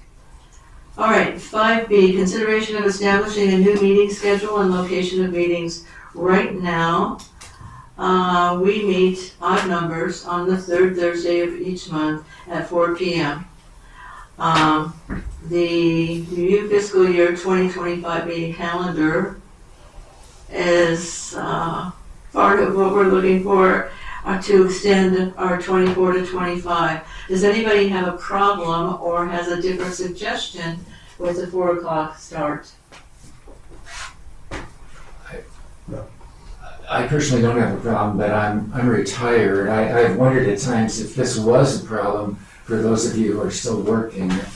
Oh, come on. No, I'm serious. Is it a problem or no? No, Because I don't think care. we should stick with it. I think we let's should stick not- with you it. guys like it? Sustainability's good, that's Okay. what I'm talking about. If anything, well, that's not directly city retired. employees. Yeah. I could come whenever I want. Alrighty, we're going hammer. Come to It would have been a order. problem for me if I was still working, I can tell you that. All right, thank you. So, do we need to make a motion on this? You do. If you want to keep the same hours, you should make a motion. If you want different hours, you should direct staff to bring a motion back to the next meeting. Okay, can I have a motion, please? I move the motion. I need to say the whole Second. thing. I think you have to say the whole sentence. I move that we keep the same calendar schedule for the Coastal Advisory Committee. That would be for 4 o'clock on the third Thursday of every odd numbered month. Correct. All in favor? Aye.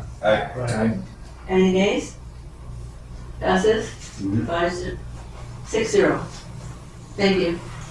Going on to C, consideration and development of the Coastal Advisory Committee fiscal year 2024 to 2025 work plan. I am going to make a recommendation that we table this and put it on our next meeting. Any comments on this? Is there any reason to change the work plan we have already? Yeah, there's names need to be changed. The first one says get sand, and now it's sand acquisition, so absolutely it needs to be updated. And there's new members, so this whole thing needs to be updated. Well, those were changed. Okay, I yeah, haven't seen a new one, so. Yeah, we were given a pretty limited scope by the city council, so and that's why it is limited to those 3 items, and that's why for the water quality we've only been talking about Poochie Beach because that's what we're directed to do. Yeah. Yeah, I think we need to get the final work. We should discuss this next Okay, let's meeting. table it, we'll discuss it in the next meeting. We got Can I make a request that it be updated at least and accurized and a copy disseminated? Well, it has been updated. We'll be sure that you get a copy. Thank you. Thank you very much. So all in favor, let's make that, who made that motion? I motion to table it to next. And I second that. All in favor? Aye. Any nays? The motion passes 6-0. Moving on to item 6, items from staff, coastal item updates. If you'll bear with me for 2 minutes, and Miley, do you still have that presentation that says Coastal Commission on it? So at the last meeting, also Committee Member Schmidt and Chair Ambrose, you requested an update on how the Coastal Commission may feel about hard armoring versus adaptive management of shoreline different technologies, kind of like what Leslie and the consultant talked about extensively. So I'm just going to show 2 slides, and I would support everything that Leslie and also Justin's examples are pretty much the same examples I was going to give.